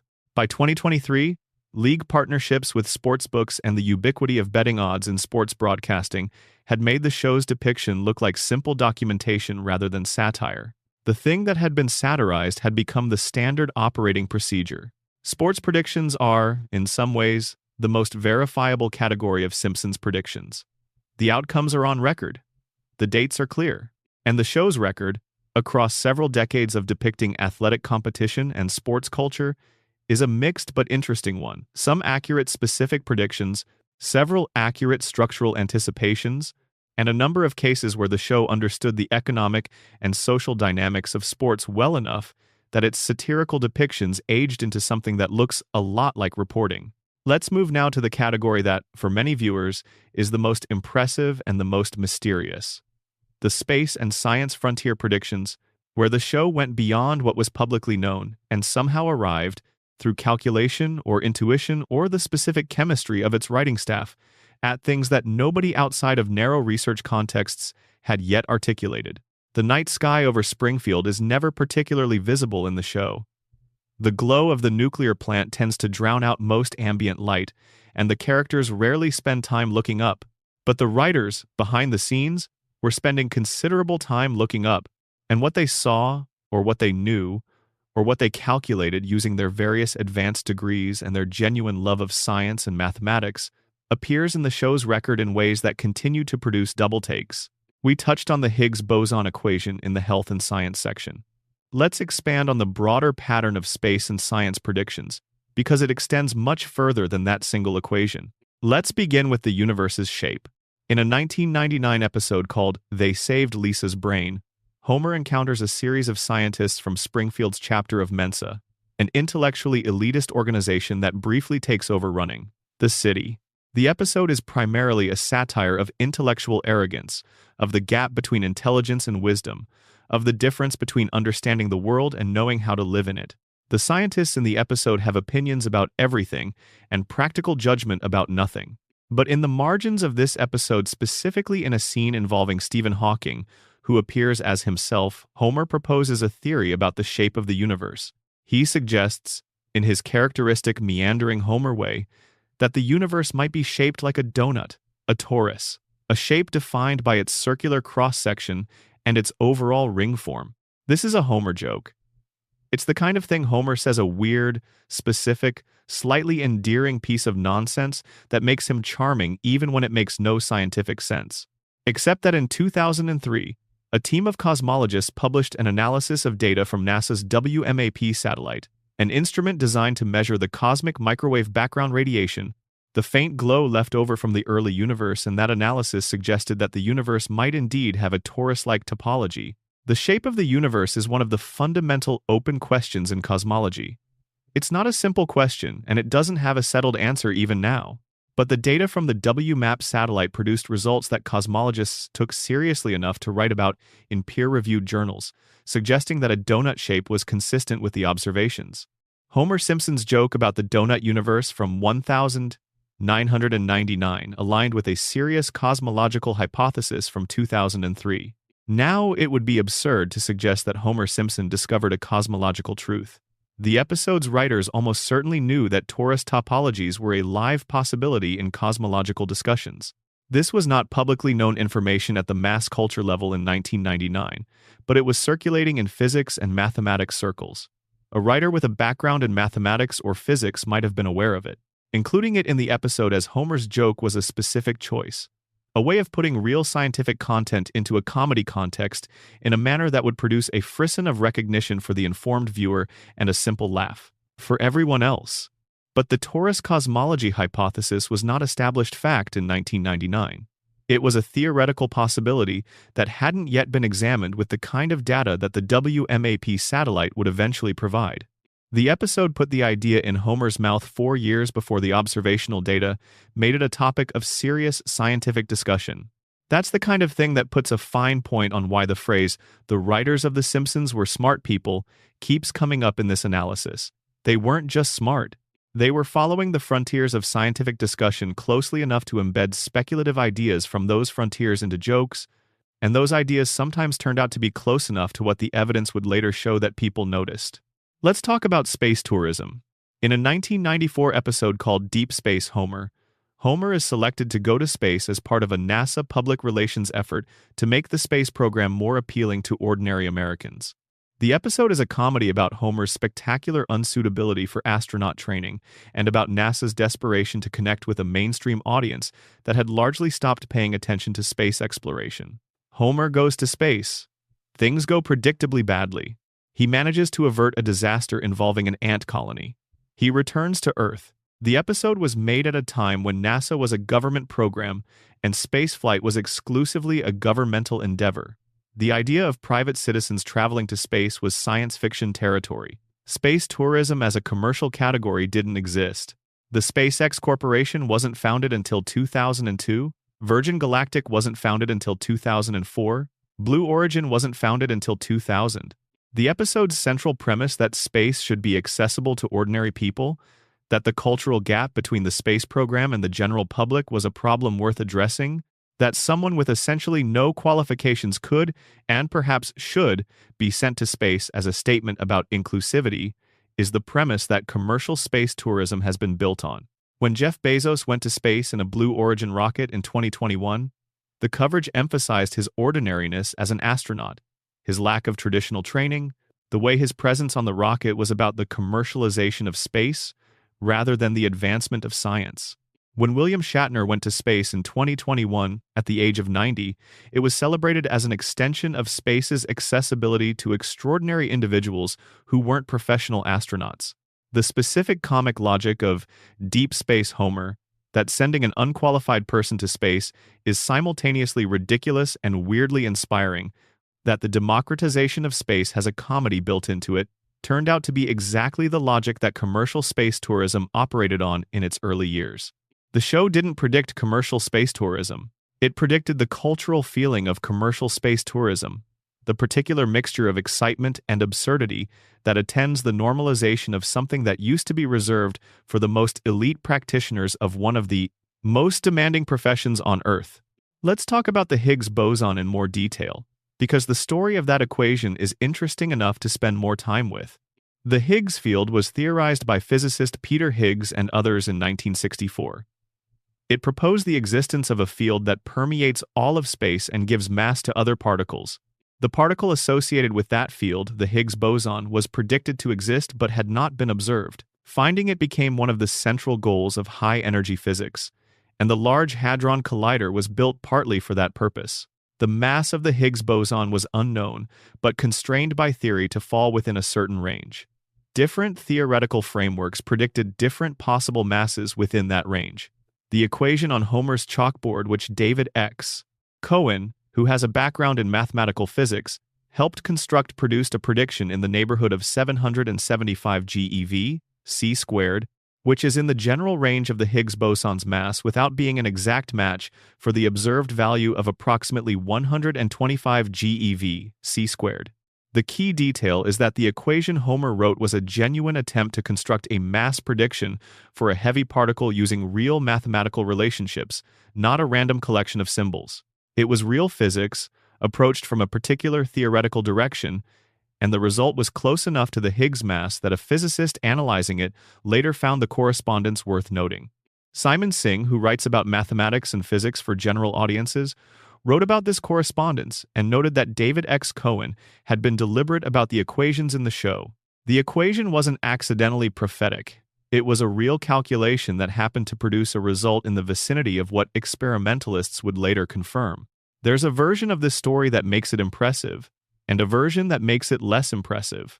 The impressive version is that the writers were doing real physics in the background of their episodes and arrived at something close to an experimental result that wouldn't be confirmed for 14 years.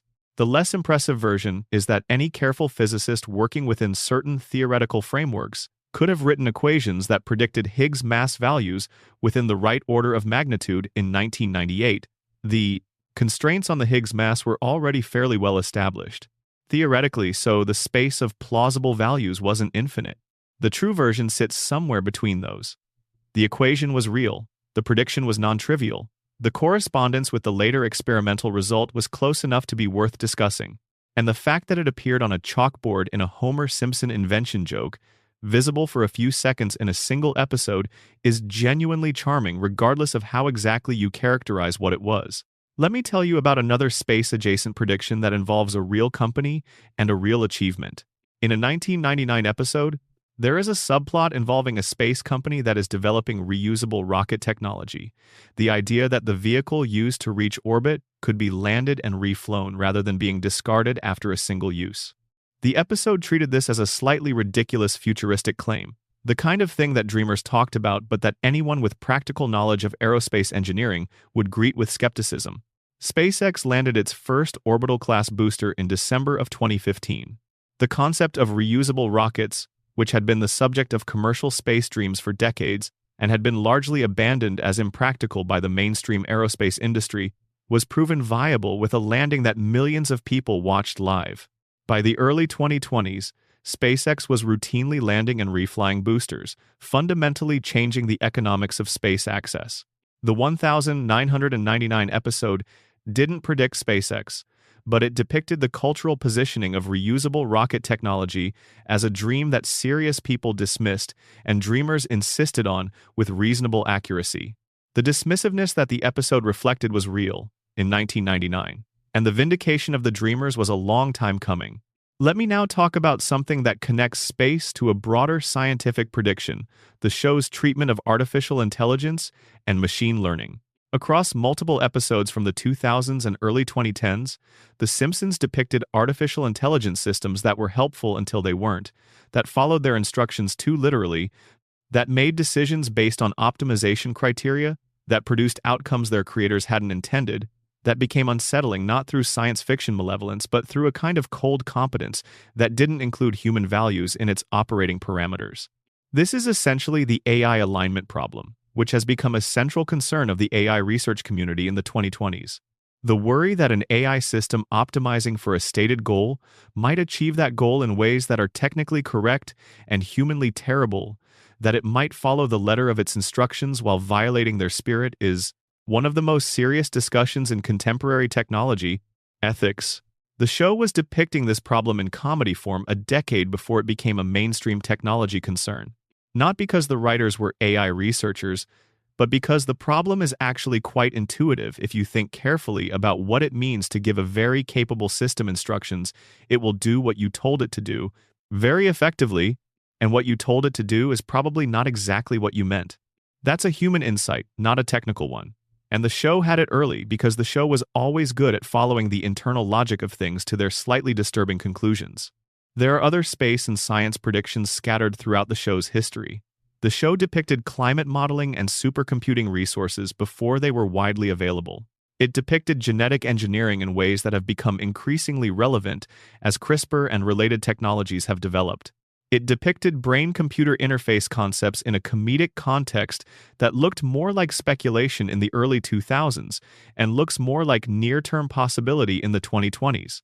The science predictions, as a group, benefit from something that the other categories don't have: verifiability. Science produces numbers. Experiments produce results. The Higgs mass is not a matter of interpretation. The shape of the universe is either one thing or another. The science predictions can be evaluated against a more precise standard than the political or cultural ones, and the show's record against that standard is genuinely impressive. The writers were educated people who loved science and embedded real science into the show. Some of that real science, by virtue of being real, turned out to be close to things that later research confirmed. Some of the speculative science turned out to point in directions that the field eventually moved. And some of it was simply wrong, or hasn't happened yet, or remains open. But the overall record, the Higgs equation, the donut universe, the commercial space intuition, the AI alignment concern, the genetic engineering anxiety is enough to say something has been happening in that writing room that goes beyond normal television production. People who know things, caring enough to put what they know into the work, producing an artifact that reflects genuine intellectual engagement with the frontiers of human knowledge. That's what the science predictions are, at their best. Not prophecy, not luck. The natural output of intelligence applied to the frontier. Let's rest here for a moment. We're going to move into the second half of our journey, the predictions that haven't come true yet, the real explanation for all of this, and the final meditation on what Springfield actually is. Take a breath. Get a little more comfortable. We've covered a lot of ground, and the material ahead is some of the most interesting we'll encounter. There is a version of the Simpsons prediction story that only gets told in one direction. In that version, the show makes a prediction, and then the prediction comes true, and then the internet notices, and then the clip circulates, and then the conversation happens. How did they know? And that's the end of the story. But that version is incomplete, because the show has also made predictions that haven't come true. Predictions that were confident, that were specific, that were embedded in episodes with the same casualness and the same satirical energy as all the predictions that did eventually materialize. And those unfulfilled predictions sit in a different kind of relationship with time. They are either wrong, or they are early, or they are pointing at something that hasn't arrived yet, but that the show, based on its track record, might be onto. There's a specific pleasure in this category that the fulfilled predictions don't quite offer. The fulfilled ones are satisfying in the way that a completed puzzle is satisfying. The unfulfilled ones have a different texture, open, uncertain, either embarrassing eventually or vindicated eventually, but not yet resolved. They keep the show in a live relationship with the future, rather than a settled relationship with the past. Let's go through the most significant ones. The first is probably the most famous: jetpacks. The Simpsons has depicted jetpack technology in multiple episodes across its run, typically as a background visual joke about the future, a person in the background of a futuristic set scene moving through the air under their own power, using a compact device strapped to their body. The jetpack is one of the classic images of 20th century technological optimism. It first captured the popular imagination in the 1950s and 1960s, when it seemed like the natural next step after cars and airplanes, the personal flying device that would give individuals the freedom of air travel. Jetpacks did not become a widespread consumer technology. They were demonstrated in performances and exhibitions. They were developed in various military and research contexts. But by the 2020s, the jetpack as a normal vehicle, the thing The Simpsons showed as ordinary background transportation in future set scenes, had not arrived. The technical challenges are substantial. The energy required to lift a human body vertically using a compact device, and to sustain that lift for more than a very few minutes, is enormous relative to any portable energy storage technology that currently exists. The jetpack is one of the clearest examples of a Simpsons prediction that was genuinely wrong, in the sense that the confident background depiction of widespread personal flight has not materialized. And there's something interesting about that failure. The jetpack was so consistently used as visual shorthand for the future that its absence from the actual future reveals something about how we imagined progress. We imagined individual flight because flight is one of humanity's oldest dreams, and because in the mid-20th century it seemed like we were systematically realizing ancient dreams, one by one. Cars gave us speed. Planes gave us long-distance travel. The moon landing gave us space. The jetpack seemed like the next step in personal mobility, and it seemed inevitable. It wasn't. And The Simpsons, by repeatedly depicting it, recorded the expectation that turned out to be wrong.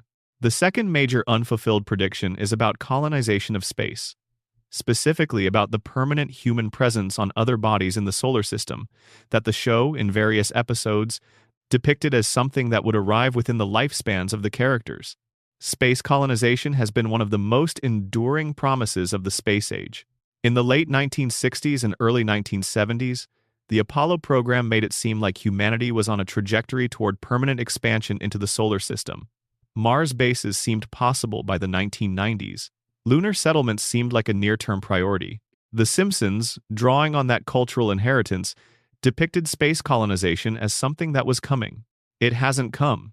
As of the mid-2020s, humans have not returned to the moon since Apollo 17 in 1972. Mars remains unvisited by human explorers.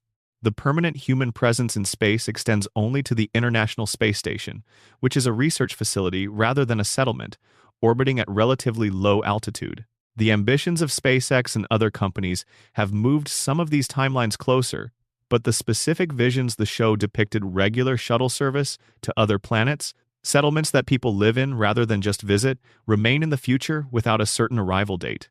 The show's depiction of space colonization reflects the genuine expectation of people who grew up in the Apollo era that humanity would continue expanding outward. That expectation has been disappointed.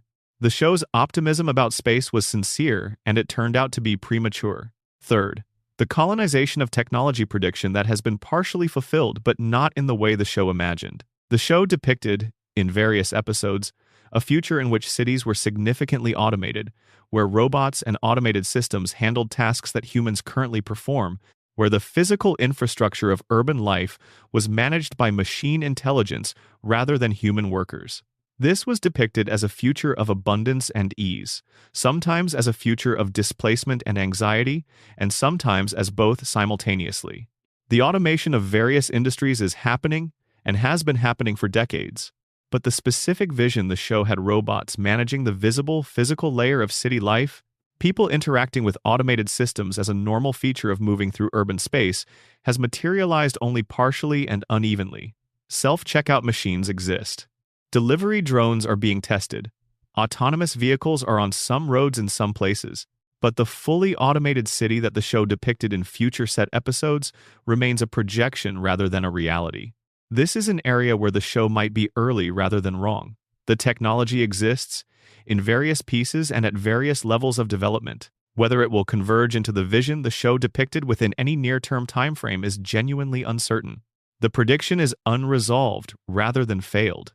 Fourth, the prediction about a specific political institution that turned out not to happen. The prediction that American political dysfunction would eventually produce a formal collapse of one of the major parties. Across multiple episodes from the late 1990s and 2000s, the show depicted a future in which the two-party system had either fragmented or been replaced by something different. Characters referenced political parties that didn't exist in reality.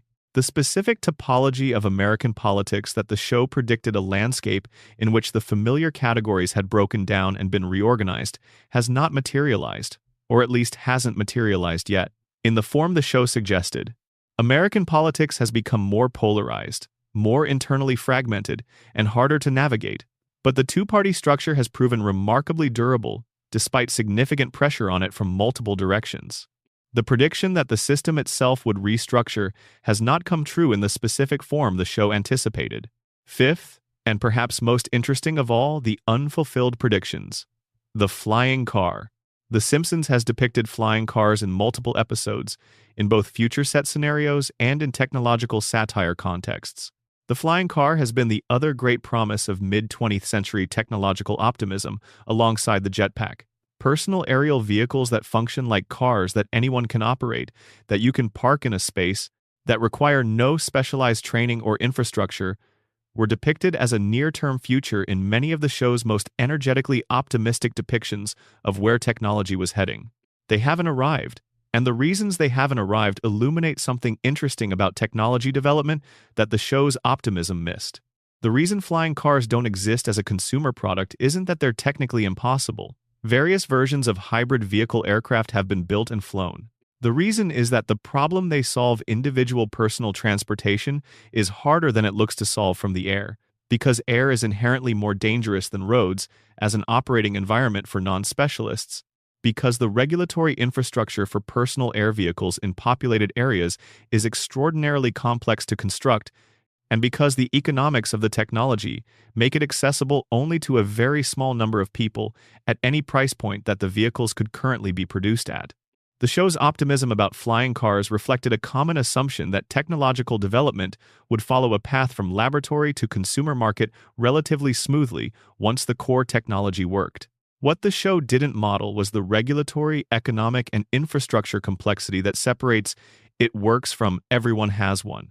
That gap between the existence of a technology and its widespread deployment is something the show tended to underestimate in its future set episodes. It correctly anticipated many technologies. It somewhat overestimated the speed at which those technologies would permeate ordinary life. There are also a number of cultural predictions that haven't materialized in the forms the show anticipated. The show predicted, in various episodes, a future in which the specific stratification of American class life that it was satirizing would be disrupted, where the growing gap between wealthy and non-wealthy would eventually produce a political or social response, significant enough to shift the fundamental structure.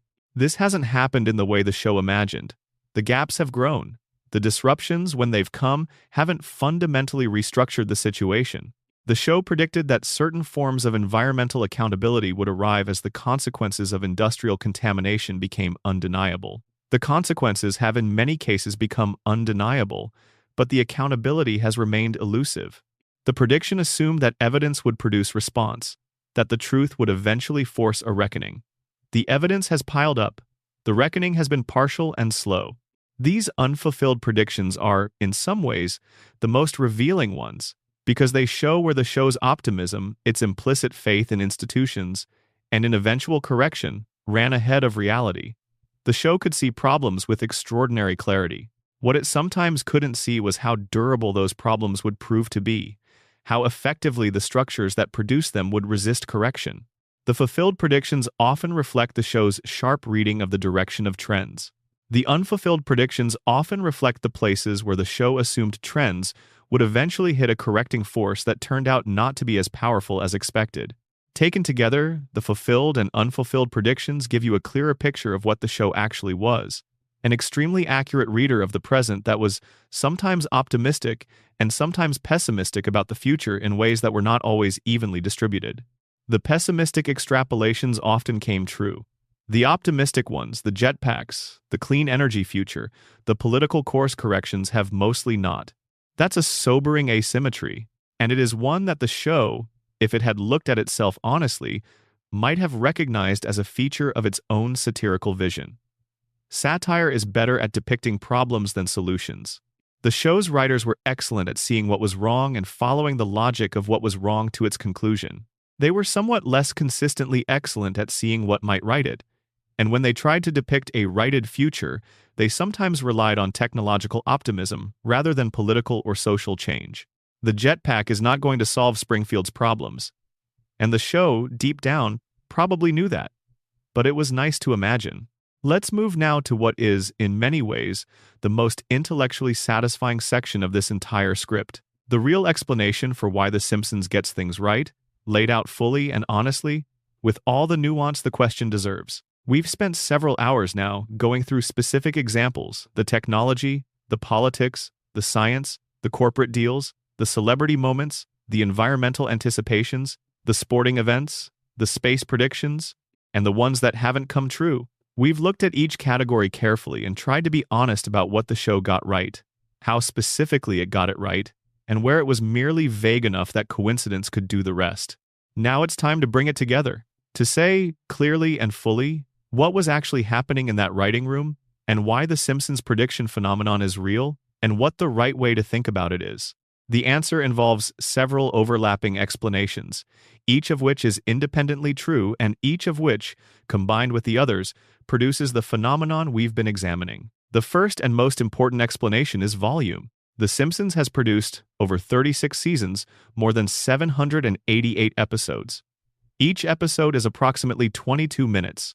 Each episode contains, in that 22 minutes, dozens of individual jokes, satirical observations, background details, throwaway lines, incidental references, visual gags embedded in the background of scenes, character asides, and cultural commentary.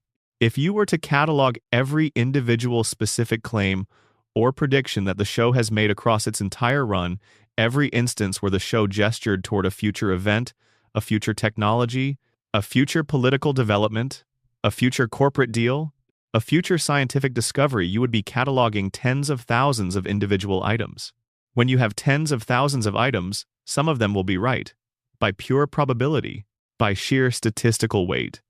This is not a remarkable thing to say, it's just arithmetic. The question is not whether any of them will be right, but how many, and whether the number of right ones is higher than you'd expect from random guessing. The answer is that the number is higher than you'd expect from random guessing, which means that the show is doing something more than just throwing darts blindly. But volume remains the foundation. Without the enormous body of content, the accurate predictions would not be numerous enough to constitute a phenomenon. Volume is what makes the probability space large enough for the smart observations to add up to something striking. The second explanation is the quality of the writing staff. This is not a compliment in the general sense. This is a specific observation about the specific people who wrote for The Simpsons during its peak years and about the specific knowledge and analytical capabilities they brought to the work. The show attracted graduates from among the most academically rigorous universities in the United States. It attracted people with deep knowledge of mathematics, physics, computer science, political theory, economics, history, and philosophy. It attracted people who read broadly, who followed current events carefully, who engaged seriously with scientific literature, and who understood the culture they were satirizing at a level of depth that most television writers were not operating at. When those people made a joke about a future technology, they weren't randomly imagining the future. They were extrapolating from a specific knowledge base about what technologies existed, what the frontiers of research looked like, what the economic incentives in various industries pointed toward, and what the engineering and regulatory constraints on various development paths were. Their extrapolations were informed, and informed extrapolations, carried out with intelligence and discipline, tend to be more accurate than random guesses. David X. Cohen, to return to him again, has a degree in physics from Harvard and a master's from Berkeley. When he put a real mathematical equation on Homer's chalkboard, an equation that functioned as a mass prediction for a heavy particle, he was doing physics. The equation wasn't a random collection of symbols that happened to resemble a real result. It was a real calculation, carried out by someone who understood the physics involved, that happened to produce a value in the neighborhood of a later experimental confirmation. That is not magical. That is a physicist doing physics in the background of a comedy show. And the fact that physics, when carried out by qualified people, tends to produce results that are at least approximately correct, that's not a prediction phenomenon. That's just what physics does. The broader point is that the Simpsons prediction phenomenon is, at its core, the natural output of intelligent, educated people who were paying very close attention to the world. They saw clearly, they reasoned accurately, and they embedded their observations in a form comedy that is durable and widely distributed and easy to revisit. When reality eventually caught up to their observations, the observations were still there, preserved in the episode, waiting to be noticed. The third explanation is the power of satire as a predictive medium. Satire works by identifying the internal logic of what exists and following it forward. A good satirist doesn't imagine wild departures from the present. They trace the present's own trajectory to its embarrassing or alarming conclusion. The best satirical predictions are, in some sense, not predictions at all, they're extrapolations, following the existing logic forward until it arrives somewhere that makes you uncomfortable. When The Simpsons depicted a Trump presidency in 2000, it was following the internal logic of celebrity culture and political spectacle to a conclusion that felt absurd, but was the logical endpoint of trends that were already visible. When it depicted the Disney-Fox merger, it was following the logic of media consolidation to its conclusion. When it depicted lab-grown meat and commercial space tourism and wrist-mounted computers, it was following technological and economic trends to their consumer endpoints. Satire's predictive power comes from its ruthless commitment to internal logic. The satirist asks, if this keeps going, where does it end up? And then the satirist depicts the endpoint with enough exaggeration to make it funny. And then, sometimes, reality reaches the endpoint too. The fourth explanation is time. We've touched on this, but it deserves its own clear statement. The Simpsons has been running for 36 years. When you create a body of cultural commentary that spans more than 3 decades, you create a document of human social and technological development that will inevitably contain accurate anticipations of future events, simply because you were observant during the early stages of things that took a long time to fully materialize. The show saw the early stages of media consolidation in 1998. The full consolidation took another 20 years to arrive. The show was accurate. Time just created the gap that makes it look like prophecy rather than early observation.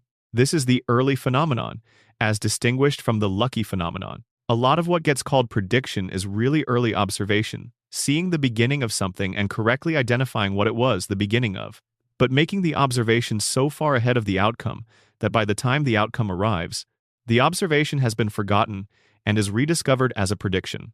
The fifth explanation is confirmation bias. And it's important to say this clearly and honestly. Humans remember what they expect to remember. We remember the hits more easily than the misses. We look for evidence that confirms our existing understanding more readily than we look for evidence that challenges it. When someone tells us that The Simpsons predicted something, we are primed to notice subsequent predictions more readily, to look for them, to find them even when the correspondence is less exact than it might initially appear. The confirmation bias in The Simpsons prediction conversation is real, and it is significant. There are predictions that get widely shared online that are, on closer examination, considerably less specific than the headline suggests. There are predictions that are essentially just general depictions of a technology or a concept that was already visible in the culture at the time, blown up into something that sounds more impressive than it is. There are predictions where the correspondence between what the show depicted and what actually happened is real, but not nearly as exact as the summary makes it seem. This doesn't invalidate the phenomenon, but it means we need to be careful. The real signal in The Simpsons prediction catalog is worth identifying and understanding. The noise, the overstated coincidences, the misremembered details, the confirmation bias-driven stretches obscures the signal rather than amplifying it. The sixth and final explanation is the one that I find most interesting, and it is the one that the show's own creators have sometimes gestured at without fully articulating. The Simpsons is a show about the American present. It has always been a show about the American present. Its setting, its concerns, its characters, its satirical targets are all grounded in a specific observation of what American life actually is at the moment of each episode's creation. And because American life unfolds continuously, and because the forces shaping it, economic, technological, political, cultural, tend to evolve along observable trajectories, a show that observes the present carefully enough effectively has visibility into the near future. This is the synthesis of everything else: the volume, the intelligence, the satirical method, the time span. A show that looks at the American present with intelligence and care, producing observations continuously over 36 years, will accumulate a record of observations about things that were beginning and eventually reached completion. That record will look, from the outside, like prophecy. From the inside, it is simply observation sustained. Careful, honest observation, carried forward in time. The show did not predict the future. The show described a present that contained the seeds of the future. The seeds were always there. The writers were just looking closely enough to see them, and honest enough to say what they saw.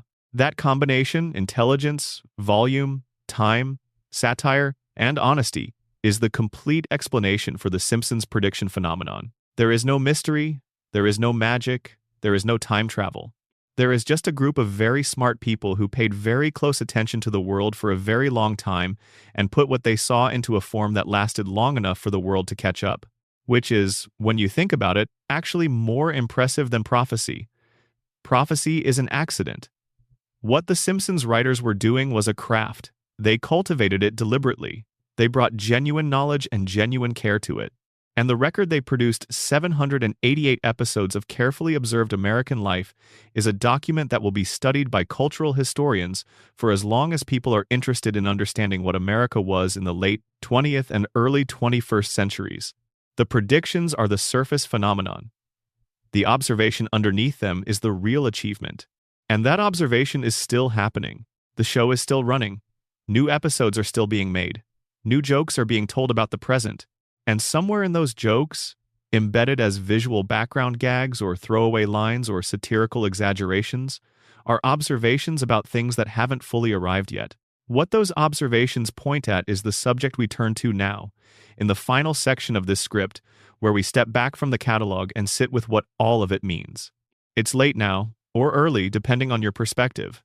Either way, we've been in Springfield for a long time tonight, and the city has given us a lot.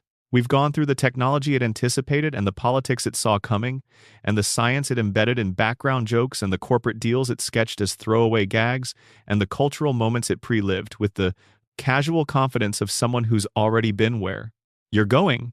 And now I want to spend some time in a different register. Not cataloging predictions, but thinking about what the predictions mean. About what Springfield actually is, and why a show set there has had this particular relationship with the future that no other show has had. Let me start with something that sounds simple but gets more interesting the longer you sit with it. The Simpsons is set in the present. Always.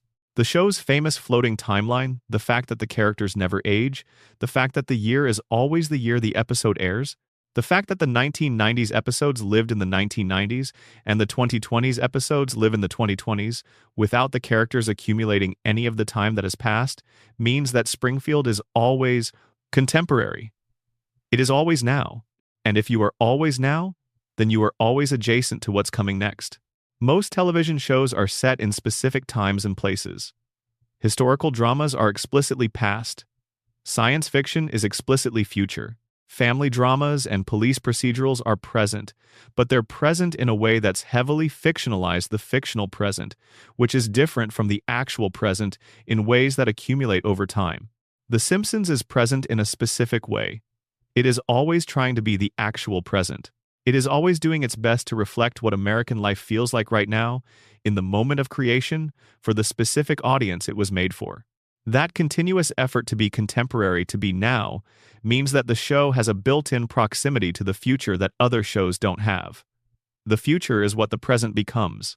If you're always accurately capturing the present, you're always one step away from capturing what follows it. The writers of the show understood this. They understood that their job was not to create a fictional world that could be internally consistent over time, but to create a mirror of the real world that was always polished, always current, always held up at the right angle to show you something true about where you were. And because where you are is always becoming where you're going, the mirror sometimes captured motion that was already happening before most people had noticed it. That's the secret of Springfield's relationship with the future. It was never really in the future at all. It was always in the most advanced edge of the present, and the most advanced edge of the present is the same thing as the near future, just described from the other side of the arrival.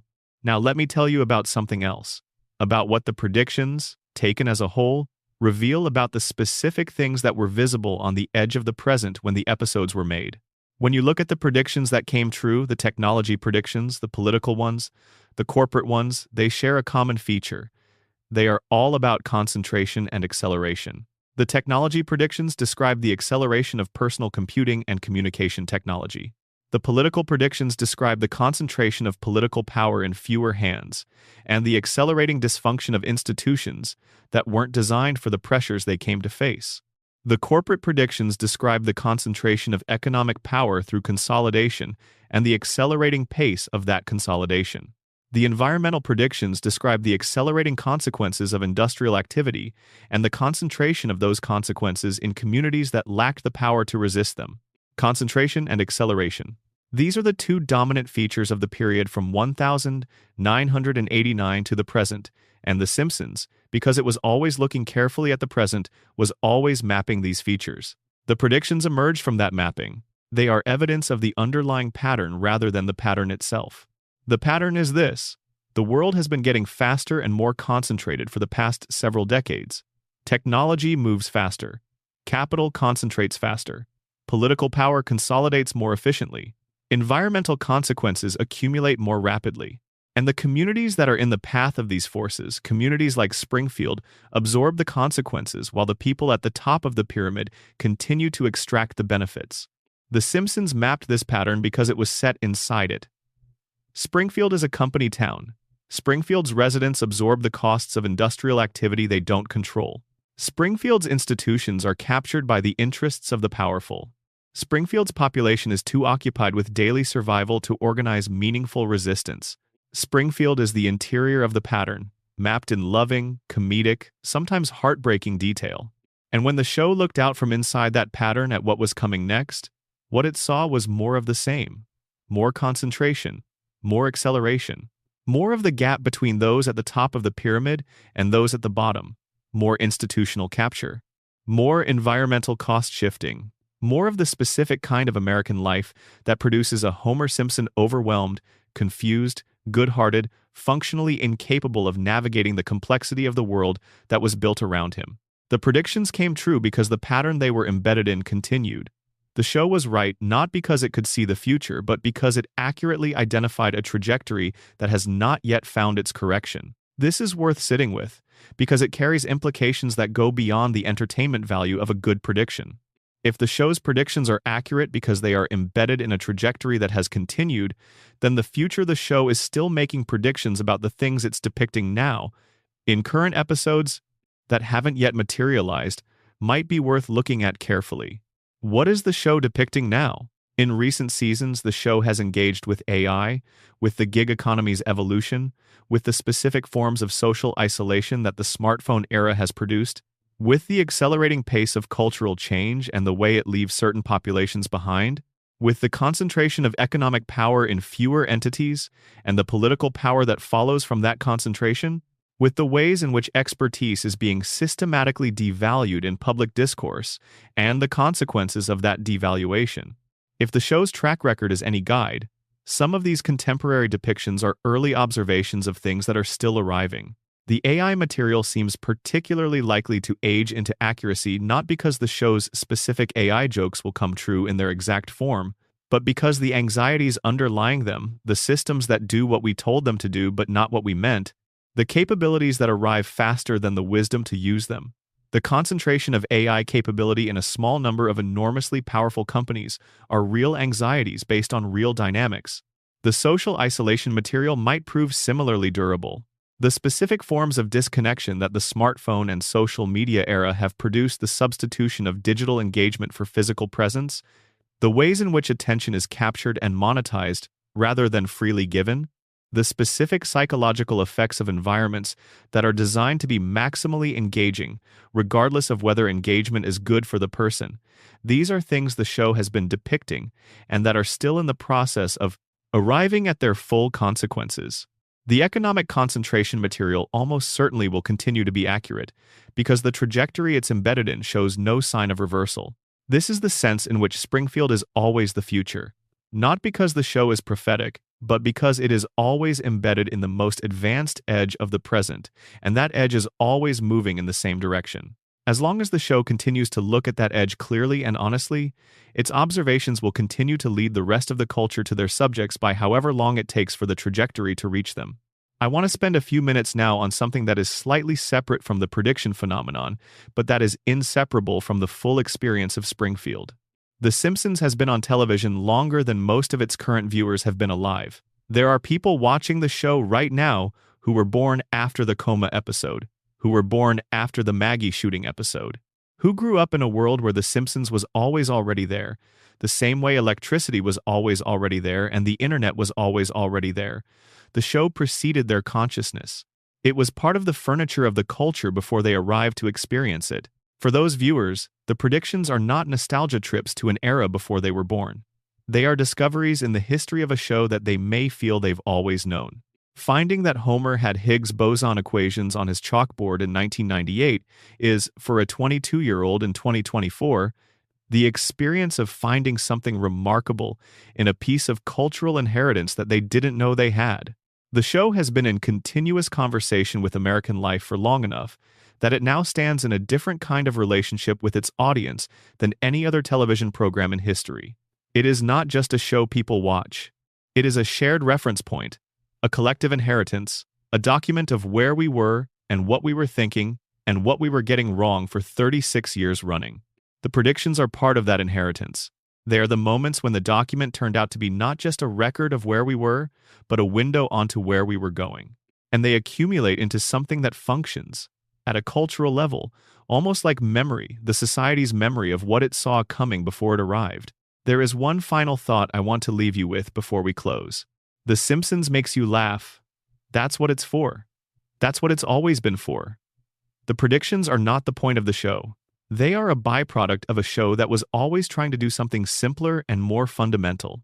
To look at the specific texture of American life, the commute and the grocery store and the nuclear power plant and the school cafeteria and the bar and the church and the living room couch and find the exact comic note that would make you feel seen. The reason the show resonates, the reason people have been watching it for 36 years, the reason it keeps circulating and being discovered and being argued about and being cited as evidence of something mysterious and remarkable, it's not because of the Trump prediction or the Higgs boson or the Disney-Fox merger. It's because of Homer. It's because of the way Homer looks at the world with confusion and warmth and an inexhaustible good faith that things will turn out okay, that the donut will be there, that the family will come back together, that the disaster he just caused will be forgotten by next week. Homer's relationship with the world is the emotional core of the show's longevity, and it is, when you look at it directly, one of the most honestly American emotional orientations in the history of the medium. Homer is optimistic not because the evidence supports optimism. He is optimistic because optimism is all he has, and because the alternative, looking at his life clearly and understanding it fully, is something he has tried once and found unbearable. So he stumbles forward. He makes things worse. He fixes them in ways that create new problems. He falls and gets up and falls again. And every episode ends with the family intact, on the couch, together, ready for whatever comes next. That is the show's prediction about the future that has proven most consistently accurate. Not the technology, or the politics, or the corporate deals. The prediction that the American family, dysfunctional and overwhelmed, and struggling and deeply in need of things it can't quite articulate, will survive. Will keep showing up. Will be there next week, same time, same place, having forgotten the disaster and ready to begin again. It's a simple prediction. It's not impressive in the way the Higgs boson is impressive, But 36 years later, the family is still there on the couch. The loop is still going. And the show is still looking at the present, carefully and honestly, finding the observations that will eventually look like prophecy. Springfield will be there when you wake up. It always is. That's the whole point. Before we bring the night to its close, I want to spend a little more time in the spaces between the predictions, in the show's quieter moments, in the details that weren't predicting anything in particular but that add up, over time, to a picture of a place and a time that is worth understanding on its own terms. The Simpsons has a texture that is easy to overlook when you're focused on the big moments, the famous episodes, the guest star appearances, the culturally significant plot developments. The texture is in the background. It's in the way Springfield looks on a Tuesday afternoon, the specific quality of light in the establishing shots, the particular kind of ugliness and charm that the town manages to embody simultaneously. Springfield has a nuclear plant. It has a tire fire that has been burning for as long as anyone can remember. It has a gorge that Homer has gone over in multiple episodes, a gorge that exists primarily for comedic purposes but that has become one of the town's defining landmarks. It has a Lard Lad Donuts with a giant donut on the roof. It has a Krusty Burger. It has the Springfield Retirement Castle, where old people go to be forgotten. It has a bar, Moe's, that is darker and sadder than any comedy bar has any right to be. These places constitute the emotional geography of the show in a way that is distinct from their function in any individual episode. Moe's Tavern is a specific kind of American place, the bar where people go not because they want to drink but because they don't want to be somewhere else. Moe himself is a specific kind of American character, mean and lonely and fundamentally unhappy in ways that make you feel something complicated, somewhere between sympathy and the desire to look away. The Springfield Retirement Castle is one of the show's most consistently dark recurring settings. It is a place where elderly people are housed in conditions that range from merely bleak to actively miserable, where they are visited infrequently by family who feel guilty about not coming more often and relieved every time they leave, where the institutional cheerfulness of the decor exists in painful contrast with the actual experience of the people inside. Every scene set there carries a weight that the comedy does its best to manage but can't quite dispel. These settings are not predicting anything. They are documenting something. They are the show doing what good realism does, showing you the infrastructure of ordinary life with enough detail and enough honesty that you recognize it, feel it, understand it from the inside. And what the settings of Springfield document is a kind of American life that was, in 1989, very widely shared, and is, in 2025, still widely shared, though perhaps less universally recognized as such. The life of people who work for someone else, who live somewhere they didn't quite choose, who spend their evenings in the specific comfort and specific melancholy of the familiar, who are loved and frustrated by the people they live with, who are occasionally capable of genuine warmth and frequently capable of genuine stupidity, who want things they can't quite name and settle for things they can. This is not a grand diagnosis. It's just description. But it is description so specific, so carefully observed, so consistently accurate across 36 years, that it constitutes something that goes beyond entertainment. The Simpsons is, among everything else it is, a social document of the American middle and working class over a span of time that encompasses several periods of significant economic and social change. Watching early seasons now, you can feel the specific texture of late 1980s American economic life, the particular anxieties of families who were technically comfortable but perpetually worried, who owned houses but weren't sure they could keep them, who had jobs but weren't certain how long those jobs would last. Homer's financial anxiety, which is always present as a comic undercurrent, was the specific anxiety of a particular moment in American economic history, the moment when the post-war prosperity that had made the middle-class lifestyle feel secure was starting to show cracks that most people preferred not to look at directly. Watching middle seasons, the late 1990s and early 2000s, you can feel the specific texture of American life during an economic boom that was more complicated than it appeared. Homer's occasional wealth, the way the family sometimes escaped their financial constraints for an episode and then returned to them, reflects the specific experience of an era when rising stock prices and rising property values made some people feel wealthier than their fundamentals really were. The tech bubble, the credit expansion, the specific kind of prosperity that was always about to become something else. Watching later seasons, the 2010s and 2020s, you can feel the specific texture of American life after several significant shocks.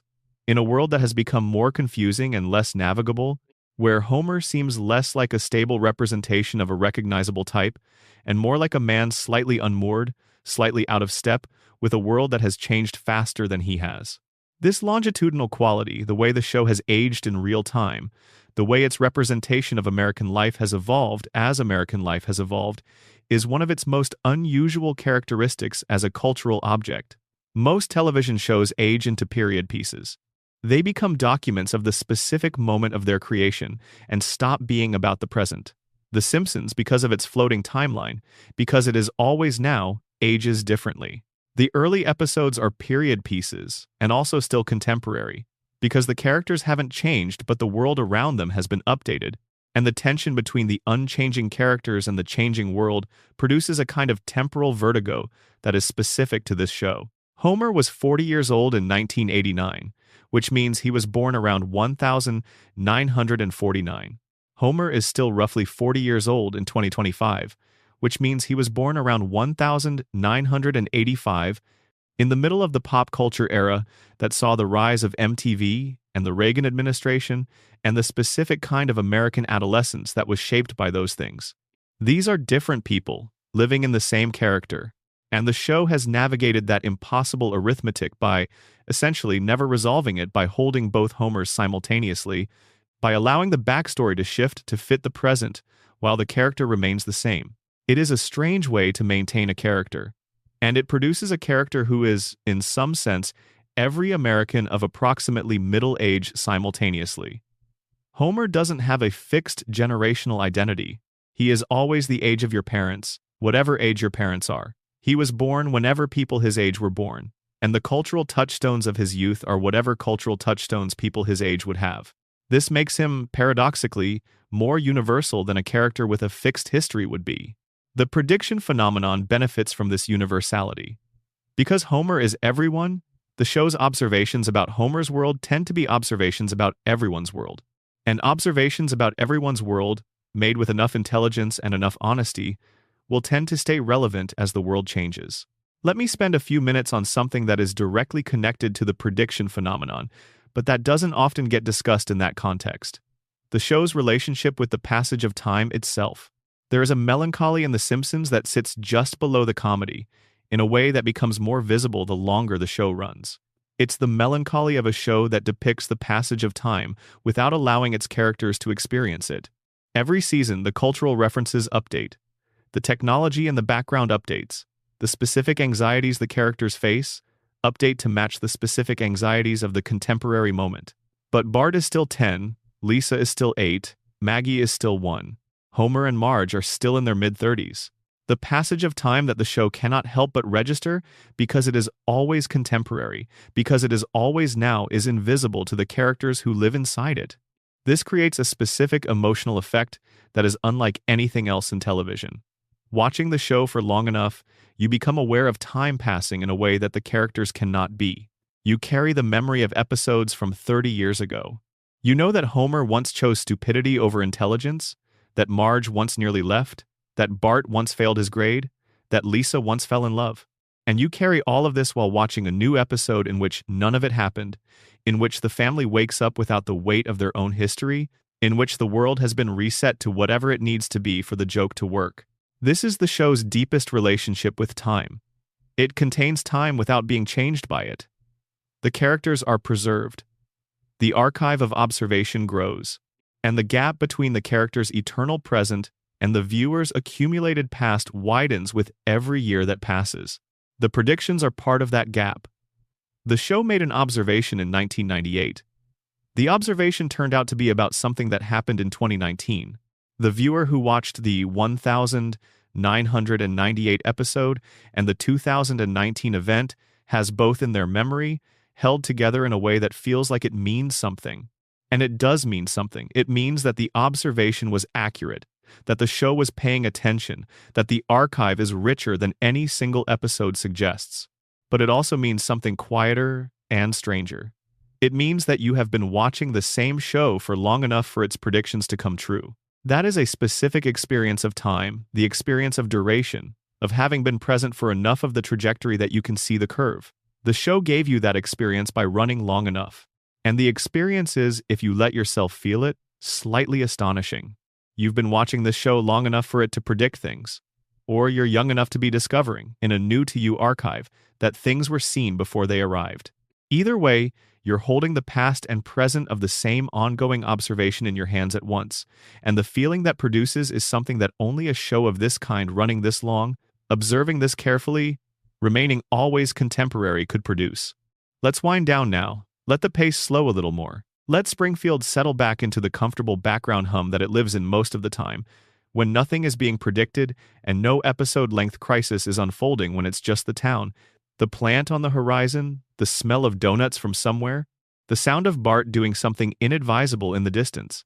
There's a version of Springfield that exists in between the famous episodes, between the shooting and the coma theory, and the radiation and the conspiracy. A version that is just Tuesday, just a day in a town that happens to exist, full of people going about the business of existing. Homer is on his way to the plant. He's probably going to be late. He's going to stop for a donut. He's going to sit at his safety console and almost certainly not monitor the safety systems as carefully as the job requires. But he's going to think about Marge. He's going to think about the kids in his vague and inarticulate way, the way that people who love their families more than they know how to express think about them. He's going to drive home at 5:30, and the house will be there, and the light will be on in the kitchen, and Marge will be doing something at the counter, and the kids will be somewhere in the house doing their respective things, and Homer is going to walk through the door, and the day will be over. That's Springfield on a Tuesday. And it's been Tuesday in Springfield for 36 years, with brief interruptions for celebrity visits and nuclear near misses and coma dreams and conspiracies and all the rest. The Tuesday is the point. The ordinary day, faithfully depicted, carefully observed, honestly rendered, that's the prediction engine. That's the archive. That's the document. And the document is still being written. Every new episode is a new Tuesday in Springfield. Every new observation is another dart thrown. Every new joke about where we are is another observation that will age into something else, in some unknown amount of time, when the thing it was observing finishes arriving. Some of those jokes are about things that are already happening. Some are about things that are just beginning. Some are about things that won't happen for 20 years, or that will never happen, or that are already outdated by the time the episode airs. And somewhere in the archive, in some background detail of some episode that nobody has paid close attention to yet, is probably an observation about something that is going to happen. In our world, in the real world, in the world outside Springfield. An observation that someone is going to notice in 10 or 15 or 20 years and say, wait, did they know? They won't have known. They'll have looked carefully. They'll have reasoned accurately. They'll have followed the logic of the present forward until it arrived somewhere that made a good joke. And the joke will have landed. As it always does. As it always has. 36 years of looking at the world. 788 episodes of observation. Tens of thousands of individual claims about where things are going, embedded in jokes, in background details, in throwaway lines, in the visual grammar of a fictional town on the edge of a fictional river, downstream from a very real-feeling nuclear plant. Springfield will still be there in the morning. The prediction engine will still be running. And somewhere in the archive, something true is waiting to be found by someone who didn't know they were looking for it. That's the show. That's the whole show. And it's been one of the most extraordinary things that television has ever produced. Not despite the fact that it's a cartoon about a family with 4 fingers and yellow skin, but partly because of it. The cartoon distance is what allows the observation. The comedy is what makes the truth bearable. And the truth?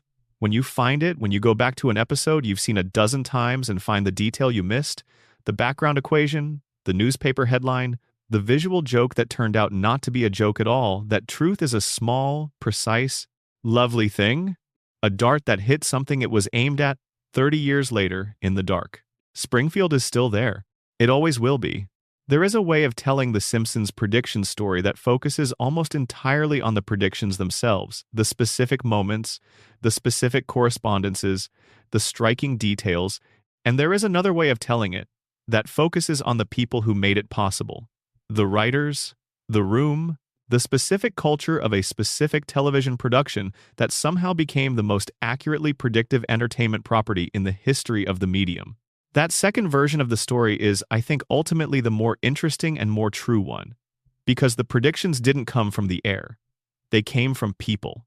Specific people with specific backgrounds, specific obsessions, specific ways of seeing the world that they brought to the work every day and that left traces in the archive. Let's spend some time with those people. The Simpsons has had an unusually large number of writers over its 36-year run. This is partly a consequence of running for 36 years, and partly a consequence of the show's unusual status as a destination job for a particular kind of comedy writer. At various points, the show attracted people who could have worked anywhere and chose to work there. The writing room during the show's peak years, roughly seasons 3 through 9, the period that produced the most celebrated and the most predictively impressive episodes, was a genuinely extraordinary collection of minds. Al Jean and Mike Reiss ran the show during its 2nd through 4th seasons. Both had Harvard backgrounds. Both had worked at the Harvard Lampoon, which has historically been one of the primary training grounds for a specific kind of analytically minded comedy writer. Jean and Reiss established the show's voice during a critical formative period, and set a tone for intellectual ambition in the comedy that would persist even as the roster changed. But the person whose background most directly explains the science predictions is David X. Cohen, who was part of the writing staff during the mid-1990s, and whose subsequent work on Futurama, which he co-created with Matt Groening, built directly on the science-forward approach he had developed in the Simpsons room. Cohen's path to television comedy was unusual, even by the standards of a room full of unusual paths. He studied physics at Harvard, which is to say that he learned to do physics at one of the world's leading physics departments. He then shifted to computer science, earning a master's degree from Berkeley. He arrived in television with a mind that had been trained in the most rigorous quantitative traditions that American higher education offers, and he brought that mind to the project of writing jokes for Homer Simpson. The specific episodes with real mathematics in the background, the Higgs boson equation, the mathematical references in the Halloween specials, the precise scientific content embedded in various visual gags, these are Cohen's fingerprints. Not in a claim your territory sense, but in the sense that they reflect a very specific educational background applied to a very specific comedic purpose. The point is not that Cohen put physics in the show. The point is that the show's writing room included someone with a physics background who was motivated to put real physics in the show, and that the show's culture, the culture of doing the work carefully, of not settling for fake-looking version of something when you could put the real thing there, supported that motivation. This same culture produced other forms of accuracy that get less attention than the science predictions. The economic observations in the show are accurate in ways that reflect writers who understood economics, the specific dynamics of corporate monopoly, the specific mechanisms of regulatory capture, the specific experience of financial precarity in families that are technically middle class. The political observations reflect writers who understood political science and American political history at a level that allowed them to satirize specific mechanisms rather than just general vibes. The show's writing room was, for an extended period, a place where the standard was depth rather than breadth, where the expectation was that if you were going to joke about something, you understood it, where the room culture supported bringing real knowledge to bear on comedic problems rather than settling for the surface version of things. That culture is why the predictions are as specific as they are. The show was not making educated guesses about general trends. It was making informed observations about specific mechanisms. And those observations, precisely because they were specific, tended to be right in specific ways rather than right in vague ones. Let me tell you about a writer whose contribution to the prediction phenomenon is less direct but perhaps more philosophically interesting. John Swartzwelder wrote more episodes of The Simpsons than any other writer, 86 episodes across 13 seasons. He is famously reclusive, has rarely given interviews, and is known for a very specific comedic sensibility. Absurdist, dark, formally inventive, committed to following the internal logic of a premise to wherever it led, no matter how strange the destination. Swartzwelder's episodes are often the ones that feel most like pure comedic invention, the ones where the logic of the joke is so consistently followed that the episode arrives somewhere completely unexpected and completely inevitable at the same time. His sensibility is, in a specific sense, the satirical engine of the predictions. He was the writer most committed to the idea that if you follow the internal logic of any existing situation far enough, you will arrive at something true. This is the satirical method at its most rigorous, and applied to American life over the course of 13 seasons. It produced observations that were, in many cases, more accurate than the people making them realized. Following the logic of Burns's behavior far enough leads you to a description of how actual corporate monopolists actually behave. Following the logic of Homer's workplace leads you to a description of how actual industrial safety regulations are actually enforced. Following the logic of Springfield's politics leads you to a description of how actual municipal politics is actually captured by actual economic interests. Swartzwelder followed the logic. The logic, it turned out, was predictive. There are other writers whose fingerprints are on specific predictions. Greg Daniels, who would go on to create the American version of The Office and Parks and Recreation, wrote for the show during its early to mid-seasons and brought a specific eye for workplace and institutional dynamics that shows up in various predictions about how organizations behave under pressure. Ken Keeler, who holds a PhD in mathematics from Harvard, contributed mathematics to the show that is rigorous in ways that have been confirmed by actual mathematicians who analyze the episodes. The pattern, across all of these writers, is the same: real knowledge applied to comedic problems, producing outputs that are accurate in ways that look like prediction but are actually just the natural product of knowing things and taking them seriously. I want to say something now about the prediction phenomenon that I haven't said directly yet, because it is slightly more speculative than the rest of this material, and I want to be careful about how I frame it. There is a possibility, not a certainty, but a genuine possibility that some of the show's predictions have been self-fulfilling in ways that go beyond the Cypress Hill example we discussed. The show has been, for 36 years, one of the most widely watched and most widely discussed pieces of media in American culture. Its depictions of things, of technologies, of political figures, of cultural dynamics have entered the collective cultural memory of an enormous number of people. And when things enter the collective cultural memory, they shape what feels natural and what feels strange, what seems inevitable and what seems impossible. When the show depicted a Trump presidency in 2000, millions of people saw it. The image existed in the culture. When Trump began his actual political career in 2015, part of what the culture brought to that event was the Simpsons episode, whether consciously or not. The episode had made the idea legible. It had given the culture a framework for understanding what a Trump presidency might be, and that framework, as satire, as warning, was in the background of how millions of people processed the actual event. This is the cultural influence version of the prediction. The show didn't just see something coming. The show's act of depicting it helped constitute the cultural conditions in which it could arrive. This is different from prophecy and different from luck. It is the way that large cultural objects with broad reach actually function in the world. They shape the imaginations of the people who will eventually build the future. It's like, in ways that are mostly invisible but occasionally quite direct. The technology companies that built the devices the show depicted were, in many cases, built by people who grew up watching the show. The politicians who emerged in the eras the show satirized were, in many cases, shaped by a culture in which the show's satirical frameworks were already present. The corporate actors who carried out the deals the show had depicted as jokes were operating in a culture where those jokes had primed the general public to find such deals unsurprising. None of this is evidence of anything supernatural. It is just the description of how culture works. The large objects shape the thinking of the people who make the future, and the future reflects the things that the large objects put in the culture's imagination. The Simpsons is, by this measure, one of the most culturally influential objects of the past half-century. And some of what looks like prediction may be, more precisely, influence. The show imagined something. People absorbed the imagination.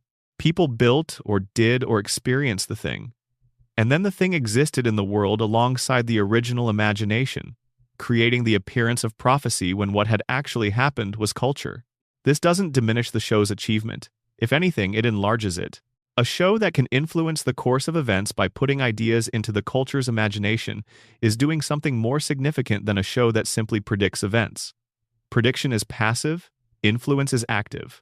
And The Simpsons, with its 36 years of carefully observed, honestly rendered depictions of American life and American possibility, has had a form of influence that is hard to fully account for, but that is certainly real.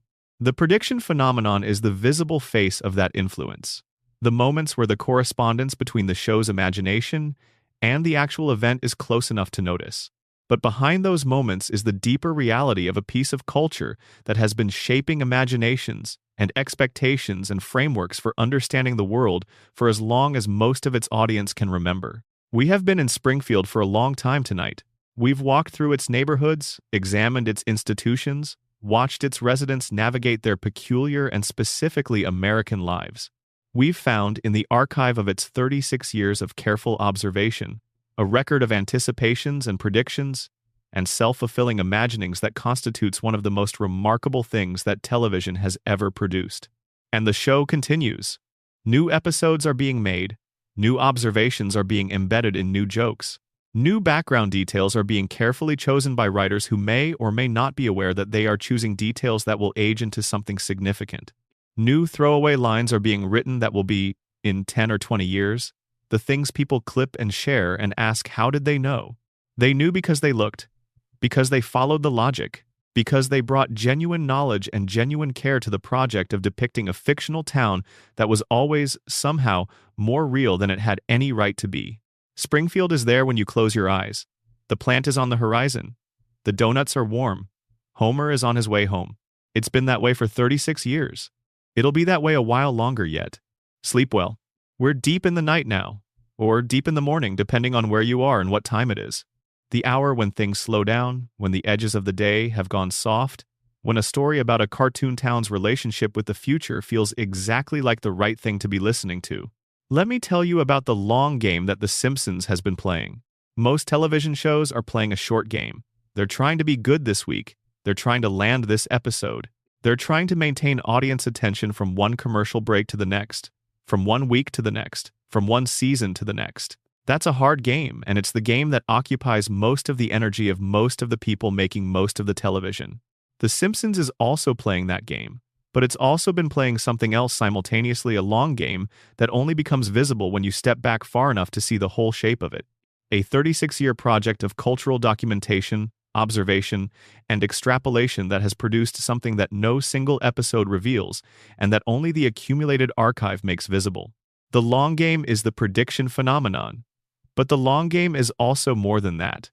The long game is the way the show has tracked the changing texture of American life. From the specific anxieties of 1989, the economic precarity of the middle class, the distrust of institutions that hadn't yet reached a crisis point, the specific geography of suburban American experience, to the specific anxieties of the 2020s, which include all of those things in amplified form, plus several new categories of concern that nobody in 1989 would have predicted.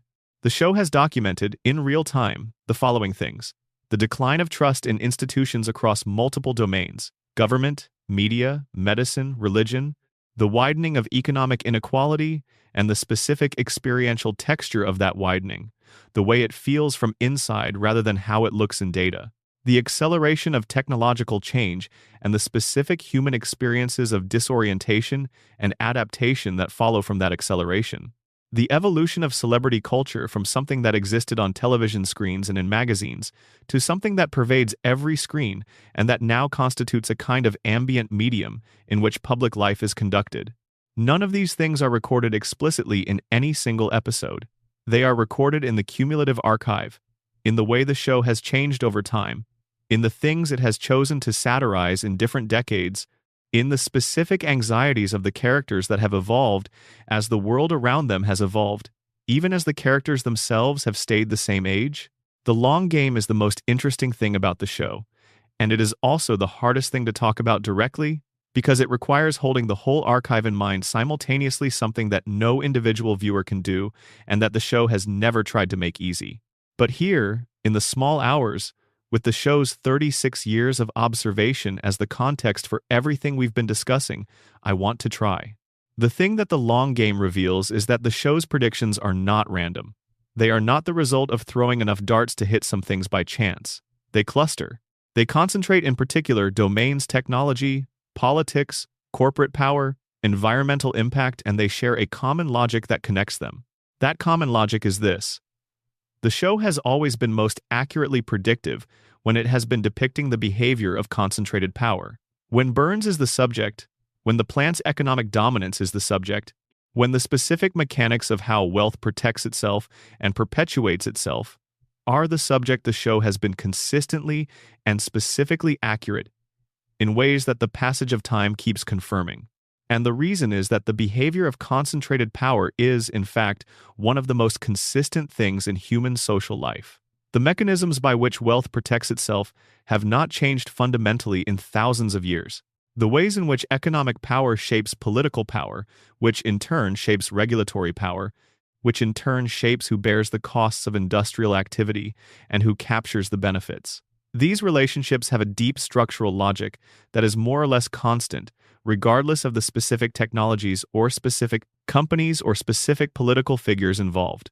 The show got Burns right in 1989 and has kept getting him right because what Burns represents is not specific to any particular historical moment. He is the cartoon version of a constant in human affairs. And the specific dynamics that organize his relationship with Springfield are the specific dynamics that organize a great many real relationships between real powerful institutions and the communities that live in their economic orbit. That consistency is what makes the show predictive in those domains. It's not that the writers saw what was coming. It's that what was coming was always a version of what was already here. The concentrated power didn't change. The mechanisms didn't change. The specific forms changed from nuclear plants to tech companies to financial institutions, but the underlying structure remained constant enough that the show's depiction of the structure kept being accurate.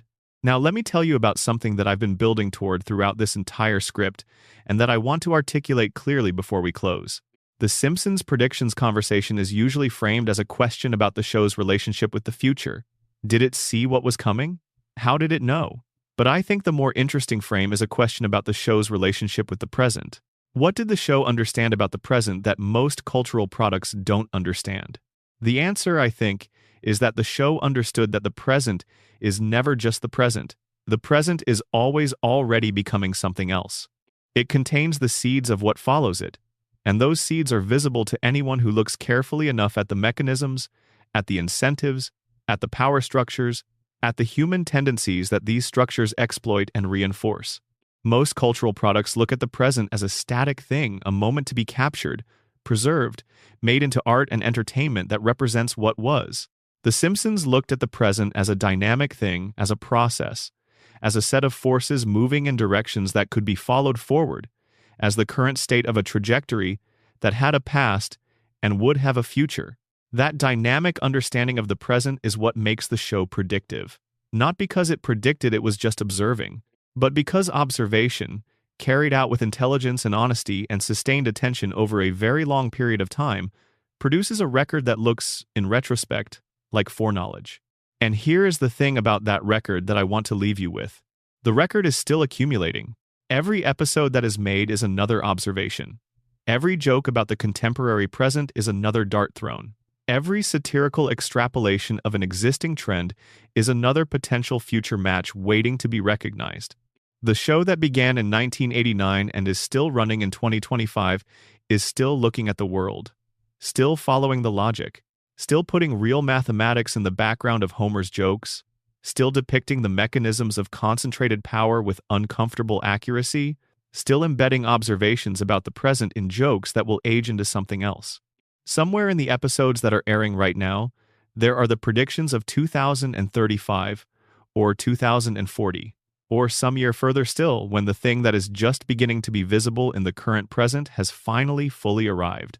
They are there in the background, in the throwaway lines, in the visual gags, in the details that nobody is paying attention to because they're funny, not because they're portentous. The archive is still being written, and somewhere in it, something is waiting to be noticed. That's a comforting thought to close on, I think. Not because it means the world is being watched over or that some benevolent force is tracking its trajectory and leaving breadcrumbs, but because it means that intelligence and care and honesty, applied consistently over time, leave a record. That looking carefully at the world is not a futile act, that observation accumulates, that the effort to understand where you are and where you're going has a kind of value that outlasts the moment of understanding. The Simpsons writers looked at the world, they put what they saw in their work, and 36 years later, the world is still catching up to what they saw. That's the long game. That's the whole game, and it's still going. Close your eyes now, Springfield is there when you need it. The plant is humming on the horizon, in its specific way that is neither entirely threatening nor entirely reassuring. Just present, just there, the way things that have been there forever tend to be. Homer is home, the family is on the couch. The next episode is coming. It always is. Sleep well. There is a specific pleasure in going episode by episode through the prediction catalog, and I want to give you that pleasure now. Not a summary version, not a highlight reel, but a proper guided tour through some of the specific episodes that have generated the most discussion, the most debate, and the most genuine astonishment over the decades. Let's start with Season 1. The show's first season is lean. There are 13 episodes. They are, compared to what comes later, relatively contained stories about recognizable family dynamics, financial stress, holiday friction, the specific tensions of a blended family navigating the expectations of multiple generations. The satire is present but not yet at full pitch. The world of Springfield is still being built. But even in the first season, there are observations that age interestingly. In episode 6, Moaning Lisa, Lisa's depression, her pervasive sadness that isn't tied to any specific event, that exists as a kind of ambient condition of her being, is depicted with a seriousness and a specificity that was unusual for animated television in 1990. The episode takes Lisa's emotional state seriously as a real phenomenon, not as a comedic exaggeration or a phase to be solved. She is sad, genuinely, in a way that feels grounded rather than dramatic. The cultural conversation about childhood depression and anxiety, about the reality and legitimacy of mental health struggles in children, about the dangers of dismissing these struggles as phases or attention-seeking behaviors, became a mainstream conversation in American life significantly after 1990. The episode's sympathetic, careful treatment of Lisa's depression in Season 1 was ahead of the cultural conversation by roughly 2 decades. This is not a flashy prediction. There's no newspaper headline that corresponds to it. But if you watch the episode now, with the knowledge of how the cultural conversation about childhood mental health has evolved, you find a piece of television from 1990 that is more sophisticated and more accurate about its subject than most of what surrounded it. Season 2 gives us Blinky. We've discussed the three-eyed fish, but let's go deeper into what the show was actually doing with that image. The episode is 2 cars in every garage and 3 eyes on every fish, and it is notable not just for Blinky, but for the political storyline surrounding the fish. A political candidate named Birch Barlow, a clear satire of conservative media figures, uses Blinky as campaign ammunition against Burns. Burns attempts to neutralize the issue by staging a dinner in which he publicly eats the fish, demonstrating that it's harmless. This plotline anticipates something very specific about the relationship between environmental contamination, media coverage, and political response. The candidate who uses the contamination as a political issue and who is subsequently outmaneuvered by the wealthy polluter reflects a pattern that has played out many times in American environmental politics. The wealthy actor who captures the political and media narrative around an environmental issue and directs it away from accountability toward reassurance is a recurring feature of the real landscape. The episode got that dynamic exactly right in 1990. Season 3 expands the world. The episode Stark Raving Dad introduced Michael Jackson as a voice actor, appearing as an unnamed character who believed he was Michael Jackson. The specific way the show managed the celebrity appearance, presenting the celebrity as a version of themselves while maintaining a comedic distance, became a template that the show would use repeatedly and that many other shows would borrow. More interesting, from the prediction perspective, is how the episode navigated the specific cultural position of Michael Jackson in 1991, the specific mixture of admiration and unease that had begun to attach itself to his public image. The episode's implicit engagement with the gap between public celebrity and private reality turned out to be a more accurate depiction of that particular figure than most of the official cultural conversation of the time would allow. The episode found a way to take the celebrity seriously and to treat the cultural phenomenon around him with complexity, at a time when complexity was not the most common approach. Season 4 is when things get interesting in terms of the show's predictive record, because Season 4 contains Homer the Heretic, in which Homer has his conversation with God, and Whacking Day and Marge versus the Monorail, and several other episodes that have aged into various forms of cultural resonance. Marge versus the Monorail deserves extended attention in this context. Written by Conan O'Brien? Yes, That Conan O'Brien, who was a writer for the show before his late-night career. The episode depicts Springfield being taken in by a charismatic salesman who sells the town on a monorail system that turns out to be completely dysfunctional. The salesman's pitch is spectacular. The enthusiasm it generates is genuine. The project is a disaster, and the town, having been taken in by the combination of celebrity enthusiasm and civic pride, is left with a monument to its own credulity. The monorail episode has been cited repeatedly in contexts involving large public infrastructure projects that were sold on enthusiasm and spectacle rather than practical assessment. It's been cited in coverage of California high-speed rail, which has experienced decades of cost overruns and delays, and has become, for critics, a symbol of the gap between infrastructure vision and infrastructure reality. It's been cited in coverage of various smart city initiatives that promised technological transformation and delivered varying degrees of disappointment. The episode isn't predicting any specific project.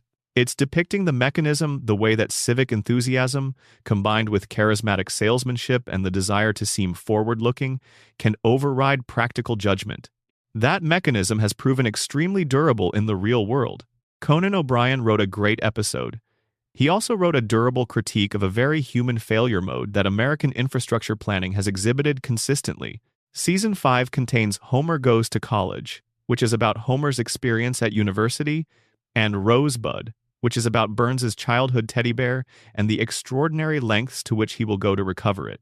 Rosebud is the Burns episode that reveals most about his psychology, the specificity of his need, the way his wealth can be deployed in service of desires so particular and so old that the ratio of resources to object becomes completely absurd. The episode depicts the billionaire not as a villain exactly, but as a person whose emotional development stopped at a very young age and whose extraordinary resources have been organized ever since around that arrested development. This depiction of the pathology of concentrated wealth, the way vast resources can be deployed in service of the most private and in some ways most trivial needs, has become a more widely recognized phenomenon in the years since the episode aired. The behavior of ultra-wealthy individuals, when their wealth becomes so large that ordinary motivations cease to apply, tends to produce stories that are characterized by exactly this kind of ratio: enormous resources deployed in service of very specific and sometimes bizarre personal goals. The episode anticipated the texture of that behavior. Season 6 is, for many viewers, the peak of the show.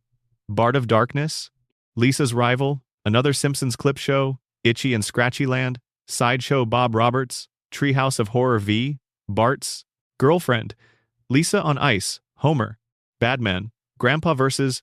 Sexual Inadequacy, and the extraordinary final 2 episodes, the Burns shooting cliffhanger. Almost every episode in this season contains something that has aged interestingly. Sideshow Bob Roberts is particularly striking in the context of political predictions. The episode depicts a local election that is stolen through fraud, through the votes of dead people, organized by a conservative radio personality.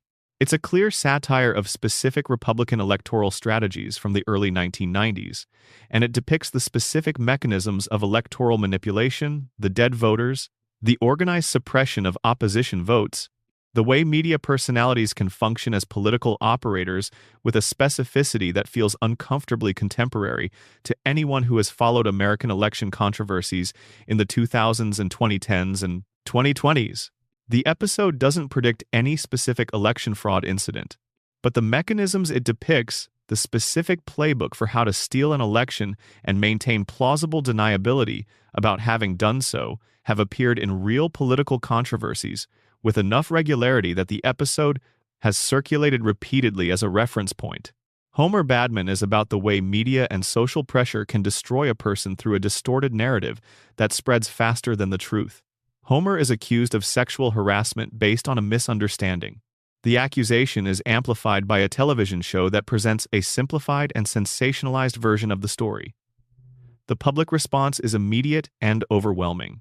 Homer cannot effectively counter the narrative because the narrative has its own momentum and its own emotional appeal that facts alone cannot disrupt. This episode came out in 1994. The dynamics it depicts, the speed at which a narrative can spread and take hold before the facts have been fully established, the way television and later social media can amplify accusations beyond what evidence supports, The difficulty of recovering a reputation once it has been publicly damaged became one of the defining media conversations of the 2010s and 2020s, when social media made the mechanisms the episode depicted dramatically more powerful.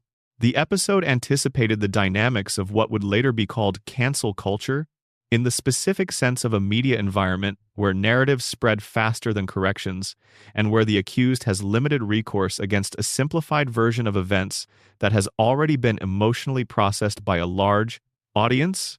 This is not a partisan observation. The pattern affects people across the political spectrum and is a genuine structural feature of contemporary media environments. The episode saw it coming in 1994.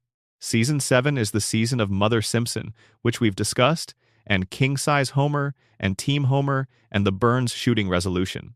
But I want to spend some time on an episode from this season that doesn't usually get mentioned in the prediction conversation. 22 short films about Springfield.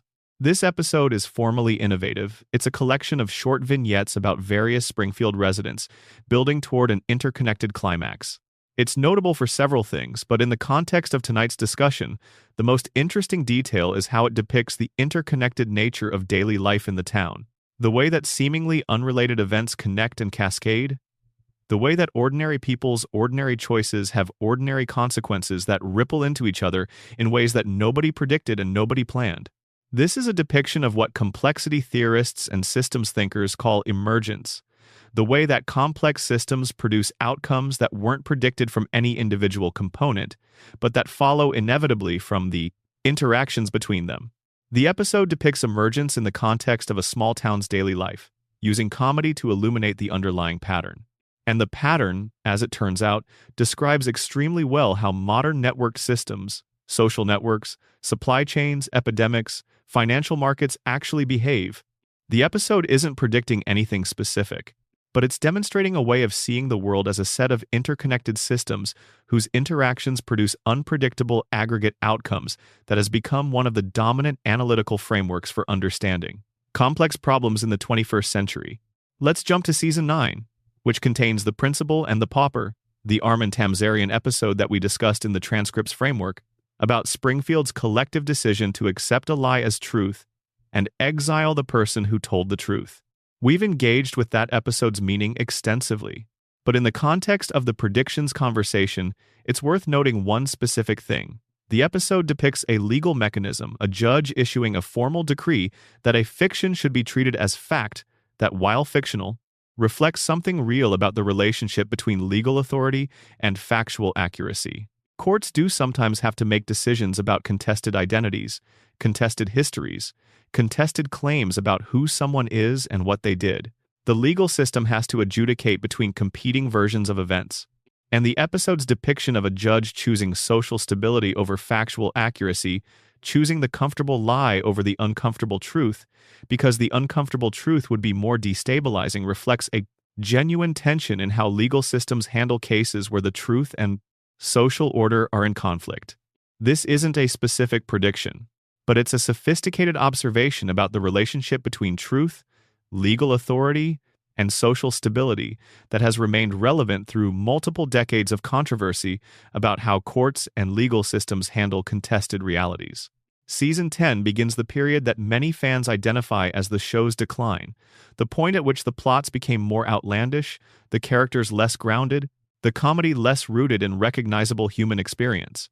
From the prediction perspective, this period is interesting because the outlandishness itself is a kind of anticipation. The show became more surreal, more disconnected from ordinary reality, at roughly the same historical moment that American culture was also becoming more surreal, more disconnected from ordinary reality in various ways. Whether the show was tracking that trajectory or simply losing its way is a question fans have been debating for 20 years. From the perspective of the coma theory and other interpretive frameworks for the show's evolution, the increasing surrealism of the later seasons is meaningful. From the perspective of the prediction conversation, the later seasons contain their own set of observations about a world that was changing in ways that made ordinary life feel less stable and less legible. Those observations, made in the early 2000s, about a world that was becoming less familiar, have aged in ways that the 1990s episodes have aged differently. The world of early Simpsons is grounded in the world of the late 1980s and early 1990s, a world that feels, from the vantage point of the mid-2020s, almost startlingly stable, a world where the major institutions were still trusted even if they were satirized, a world where the economic arrangement, however unfair, was at least legible, a world where the future seemed to be more or less continuous with the past. The world of the later seasons is the world of the 2000s, and beyond, a world where the major institutions have failed conspicuously, where the economic arrangement has become dramatically less legible, where the future seems discontinuous from the past in ways that are disorienting. The show's increasing surrealism tracked, in its way, the increasing surrealism of the real world.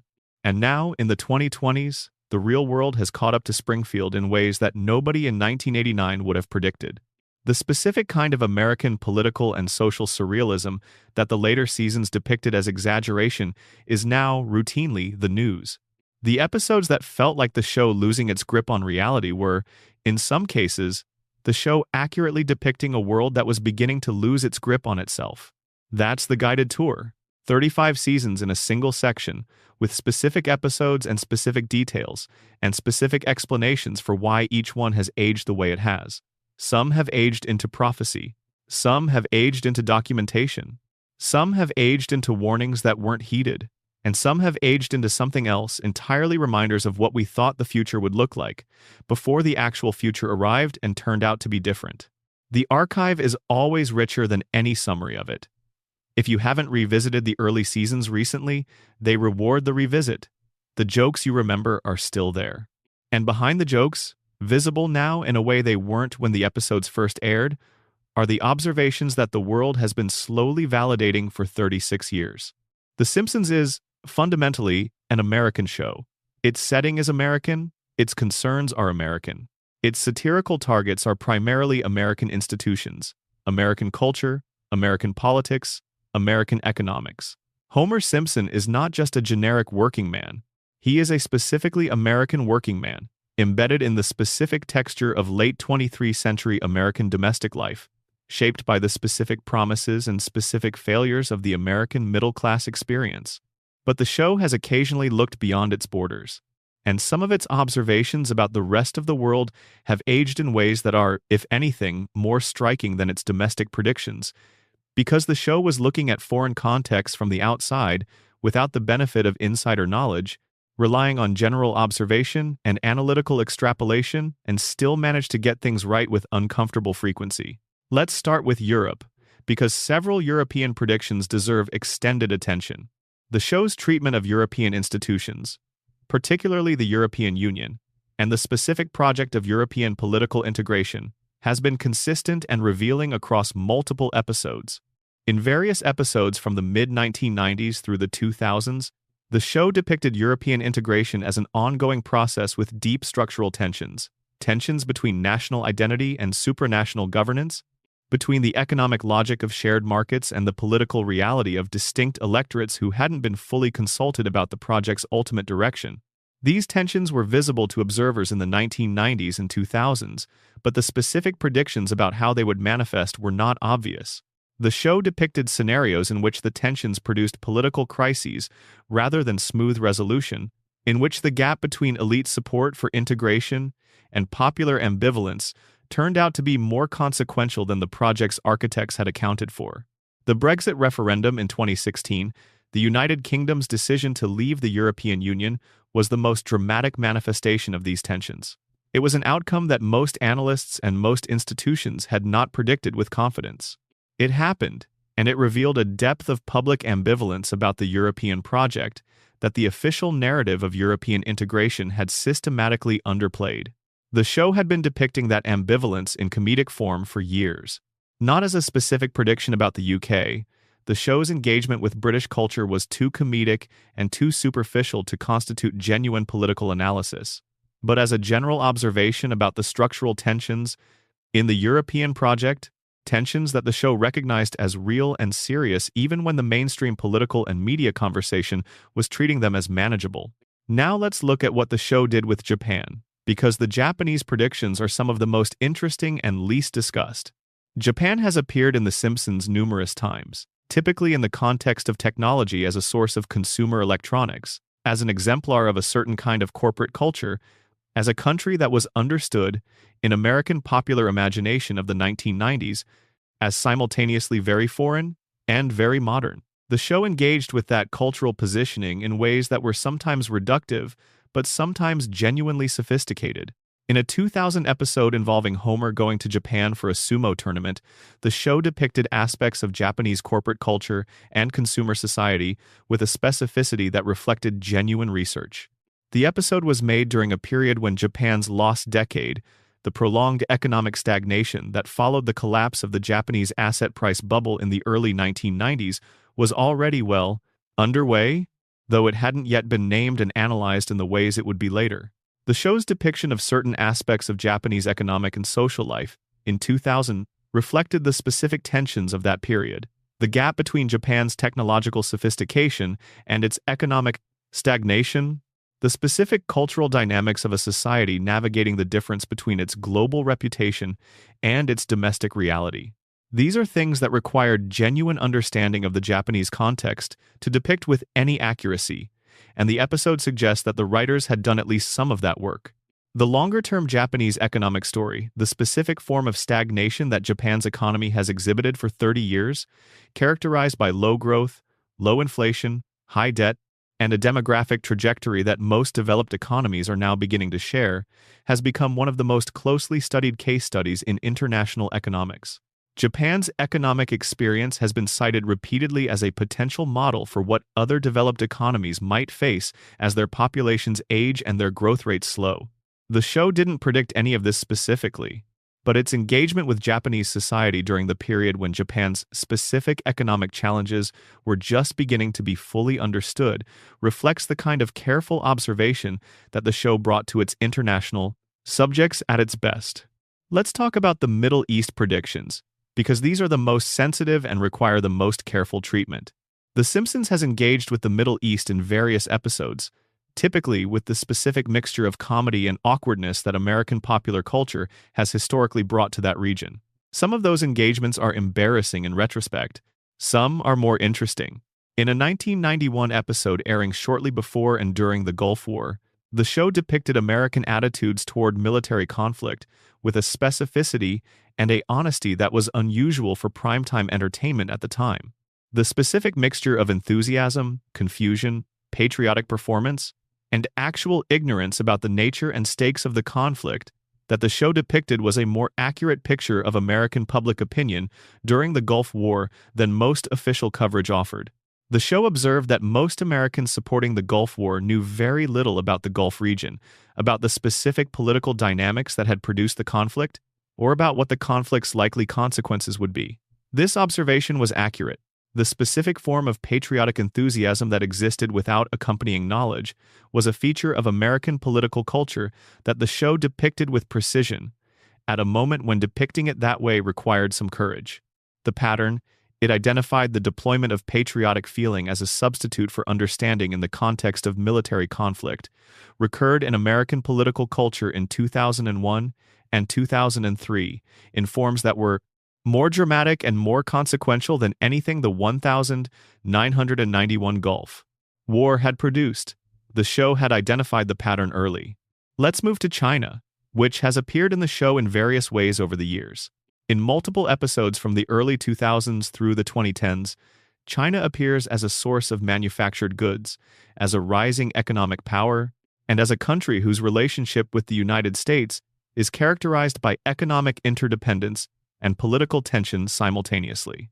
The show's treatment of this relationship has generally been more sophisticated than the comedic context might suggest. The specific economic dynamic that the show was observing in the early 2000s, American consumers and corporations deeply dependent on Chinese manufacturing, American political establishment deeply ambivalent about what that dependence meant, Chinese economic development proceeding at a pace that was surprising most analysts, has become one of the defining geopolitical stories of the 21st century. The show didn't predict the specific trajectory of US-China relations, but it observed, fairly early, that the relationship between the two countries was more complicated than the standard narrative allowed for, that the economic interdependence was real and consequential, in ways that would eventually force a reckoning with what that interdependence meant for American industrial capacity, American political independence, and the specific communities in the United States that had been most affected by the shift of manufacturing to lower-cost locations. Those communities, the hollowed-out manufacturing towns, the regions that had built their economic identity around industries that had moved overseas, became central to American political conversation in the 2010s, in ways that caught many analysts off guard. The show had been depicting what life looked like in those communities in Springfield, essentially, which functions as an aggregate of many such communities for years. The international predictions work best when the show is observing global dynamics that manifest locally. The show is always best at the specific texture of how large forces feel from inside, from the perspective of a person living in their middle. The international predictions are usually most accurate when they're actually about American attitudes toward the rest of the world, rather than about the rest of the world directly. The show sees American exceptionalism, American ignorance, American engagement and disengagement with foreign realities extremely clearly. It sees the rest of the world through the specific distorting lens of American popular consciousness, and what it depicts is usually more accurate as a picture of American consciousness than as a picture of foreign realities. But occasionally, in moments like the Japanese economic stagnation, the European integration tensions, the patterns of American military enthusiasm, the observations break through the domestic frame and connect with something real about the world beyond Springfield's borders. And those moments are worth finding in the archive alongside the more obviously domestic predictions. The world, after all, has always been bigger than Springfield, but Springfield has always been trying to understand it, awkwardly, imperfectly, with more confidence than knowledge and more goodwill than accuracy. In that specific way, Springfield is completely American. There is a category of Simpsons prediction that never makes it into the highlight reels, never circulates on social media, never gets cited in the articles about what the show got right. These are the background predictions, the details that appear not in plots or in dialogue or in visual gags that are meant to be noticed, but in the margins of scenes, in the text on signs, in the products on store shelves, in the books on characters' shelves, in the headlines of newspapers that appear for a fraction of a second and then disappear. These background details are where the show's prediction record gets genuinely strange. The show has a long history of putting real, accurate information in its backgrounds. Real mathematical equations on chalkboards, as we've discussed. Real titles of real books on characters' shelves. Real company names and background signage that reflect real industry dynamics of the time or, occasionally, of the future. Real medical terminology in hospital scenes that turns out to be correct. Some of this is the natural result of the show's commitment to accuracy in its production design. When the show depicts a hospital, it depicts a real-looking hospital with real-looking equipment and real-looking signs. When it depicts a university, it depicts real-looking academic infrastructure. The production design team was as committed to getting things right as the writing team was.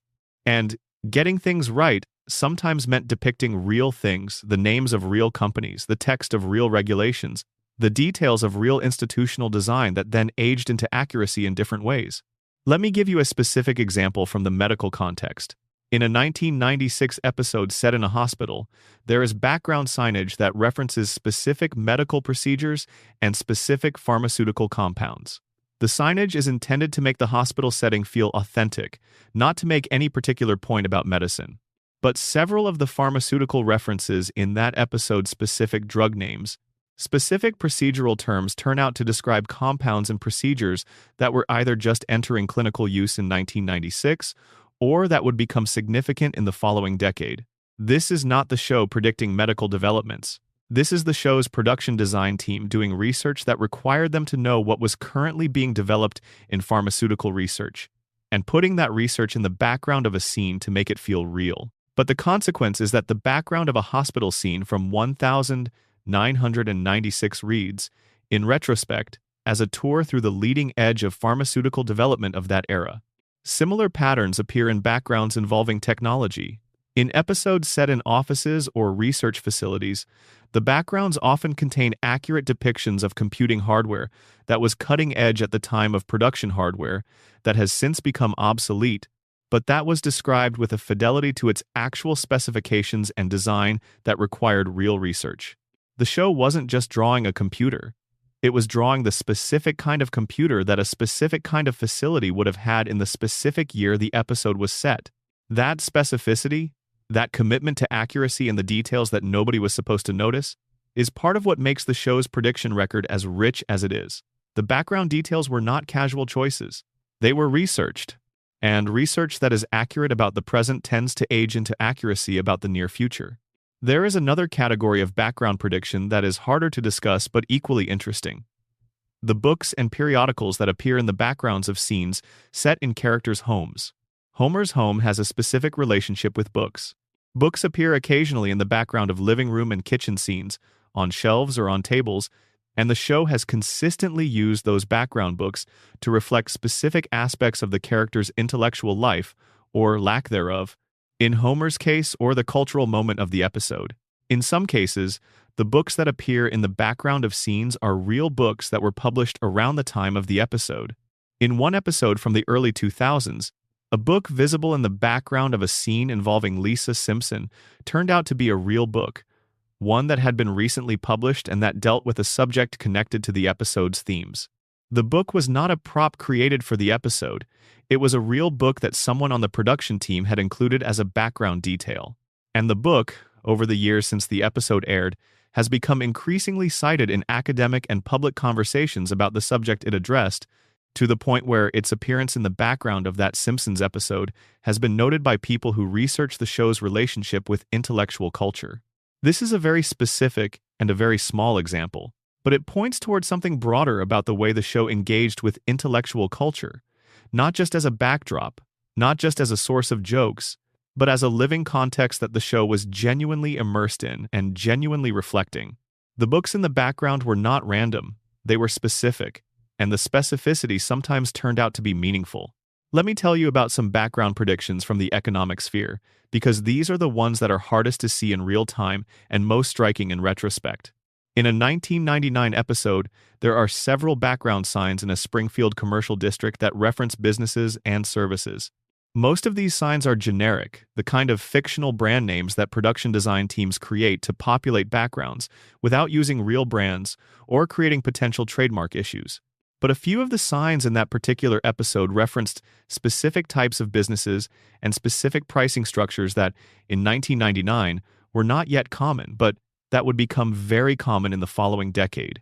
One sign in particular references a type of financial service, a short-term loan product, with specific characteristics that would become enormously controversial in the 2000s and 2010s as payday lending, expanded dramatically and then became the subject of regulatory scrutiny and public debate.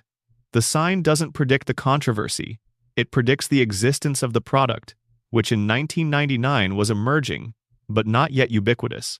Someone on the production team knew that this type of product was beginning to appear in the commercial landscape and included a reference to it as a piece of background color.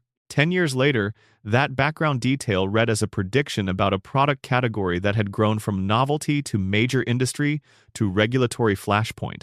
There are also background visual predictions about urban design and architecture that deserve attention.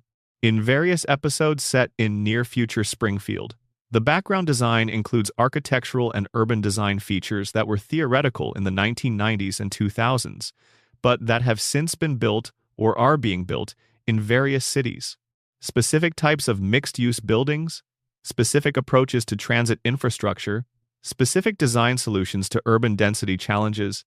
These appear in the backgrounds of future set episodes with a specificity that reflects actual urban planning discourse of the time. The people who designed the backgrounds of those episodes were drawing on real architectural and urban planning thinking that was at the frontier of the field when the episodes were made, and that has since moved from the frontier to the mainstream in various forms. The background predictions are the show's most private contribution to its prediction catalog. They were never intended to be noticed. They were put there by careful, knowledgeable people who were doing their jobs well, and they have been slowly accumulating in the background the way most significant things accumulate before anyone notices them into a record of accurate observation that supplements and enriches the more visible prediction story. If you wanted to spend a year with The Simpsons, really spending time with it rather than watching casually, one of the most rewarding things you could do would be to watch with your attention deliberately on the backgrounds. The signs, the books, The products, the hardware, the architectural details, the newspaper headlines that appear for 2 seconds before the camera moves on. The background is where the show was most completely honest about the world it was observing, because nobody was supposed to be looking.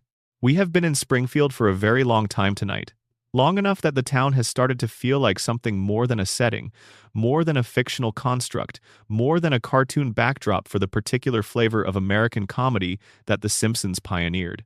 Springfield, after 36 years of continuous habitation by the same family, in the same house, on the same street, has become something that no other fictional town has become. It has become a memory palace, a place that millions of people have visited so many times, in so many different phases of their lives, that the architecture of it has become part of their own inner landscape. People who grew up watching The Simpsons carry Springfield with them.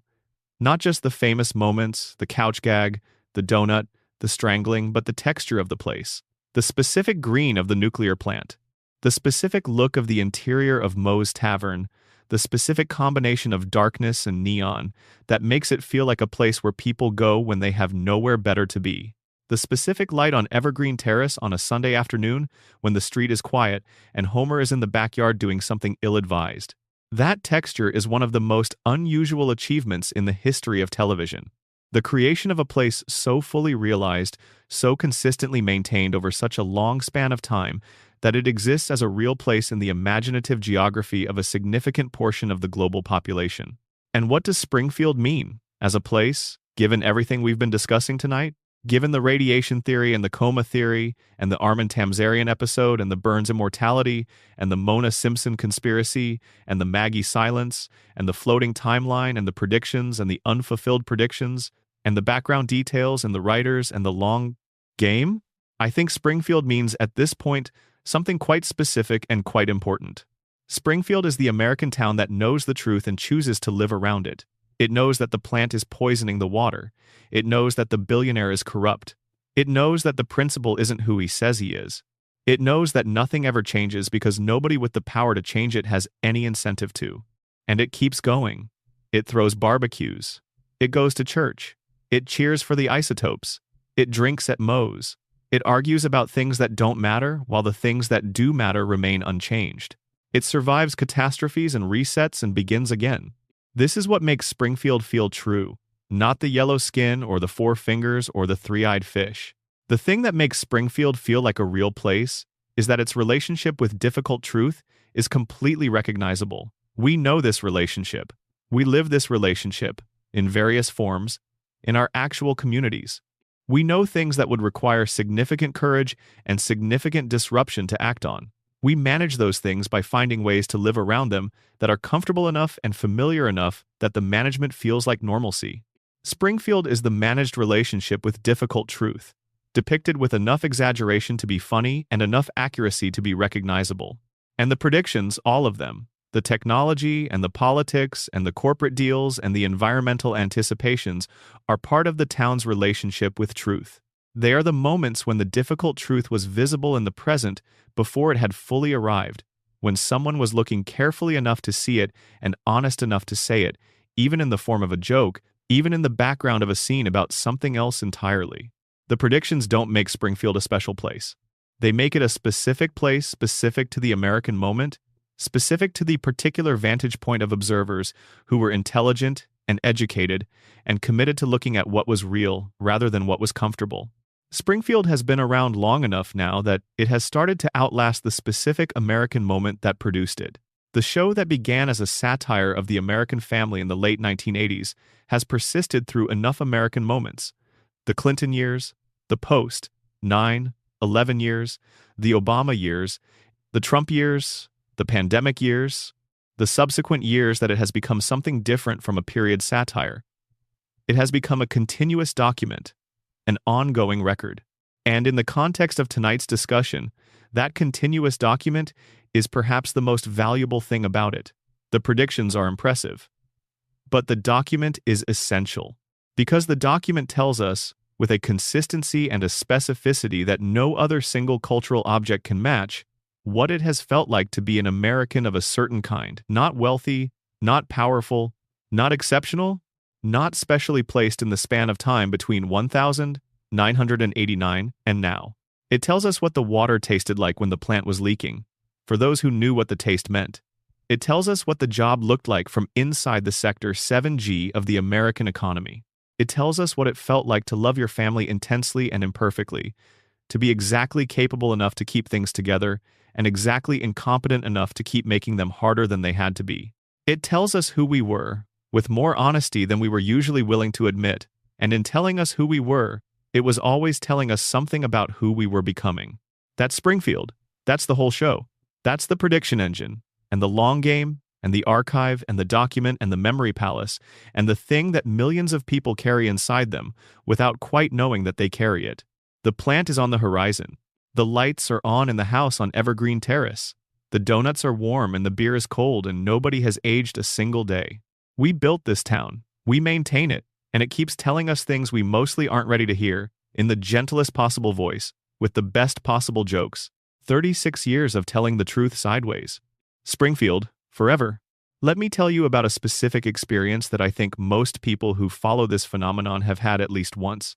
And that is worth describing carefully because it captures something that is hard to convey through lists of examples alone. You are watching the news, or you are reading a headline, or you are scrolling through your phone and you see something, a story, an image, an event that has just happened or is happening, and your immediate reaction is not surprise, not shock, not the normal response to unexpected news.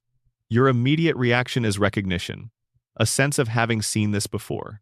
A feeling that is adjacent to déjà vu but distinct from it, because déjà vu is the feeling of having experienced something that you haven't actually experienced. And this is different. This is the feeling of having seen the template of something that has now been instantiated in reality. And then usually a few seconds later, sometimes immediately you realize where you saw it. You reach back into the archive of the things you've watched and read and absorbed over the years, and you find the episode, the specific moment. The joke that isn't a joke anymore. This experience has a specific emotional texture that I want to try to describe precisely because it's part of the Simpsons prediction story that never makes it into the analysis. There is something in it that resembles wonder. The mild astonishment of discovering that a piece of culture you absorbed years ago, that you may not have thought about consciously in a long time, was in some relationship with reality that you hadn't understood when you first encountered it. That the joke was more serious than it appeared, that the background detail was more significant than it seemed, that someone, somewhere, in a writing room or a production design office, was paying attention in a specific way that you're only now able to appreciate. There is something in it that resembles comfort, which is strange, because the thing being recognized is often not comforting in itself. A prediction about a pandemic or a political crisis or a corporate scandal is not inherently comforting. But there is a specific comfort in the recognition, in the feeling that the world is not random, that there are patterns in it, that those patterns are visible to people who look carefully, that looking carefully at the present is not a futile act because the present contains the seeds of what follows. The comfort is in the evidence that intelligence applied to reality produces results. That looking, combined with knowing, combined with honesty, produces an understanding that has predictive power. That the world is, in some important sense, legible, knowable in advance, at least in its broad outlines, by people who are sufficiently attentive and sufficiently informed. There is something in it that resembles, strangely, grief, because the prediction coming true means that whatever the prediction was about has now happened. The things the show predicted are real things that occurred in the real-world pandemics and political crises and environmental disasters and economic upheavals. They are not abstract. People experienced them. People were affected by them. And the feeling of watching a cartoon show's joke become a real event in people's lives carries a weight that the wonder and the comfort don't fully dispel. This is the emotional complexity of the Simpsons prediction experience, and it is one of the reasons the phenomenon generates such intense engagement online. It's not just intellectual interest. It's a complicated emotional response to the specific experience of recognizing that someone saw this coming, that it didn't have to be a surprise, and that it happened anyway. The predictions came true not because they were inevitable, but because the conditions that produced them were real and were not adequately addressed. The three-eyed fish was real because the plant's runoff was real. The pandemic episode was accurate because the conditions for pandemics were real. The Trump prediction came true because the conditions that made it possible were real. The accuracy of the predictions is inseparable from the reality of the problems the predictions were embedded in. This is why the Simpsons predictions are not, ultimately, a fun piece of trivia. They are a document of what was knowable and, by implication, a document of what was not prevented despite being knowable. The show knew. The writers knew.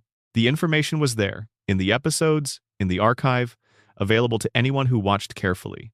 And the things it depicted happened anyway, for the reasons that they always happen, not because they were unpredictable, but because prediction is not sufficient to produce the changes that would prevent what is predicted.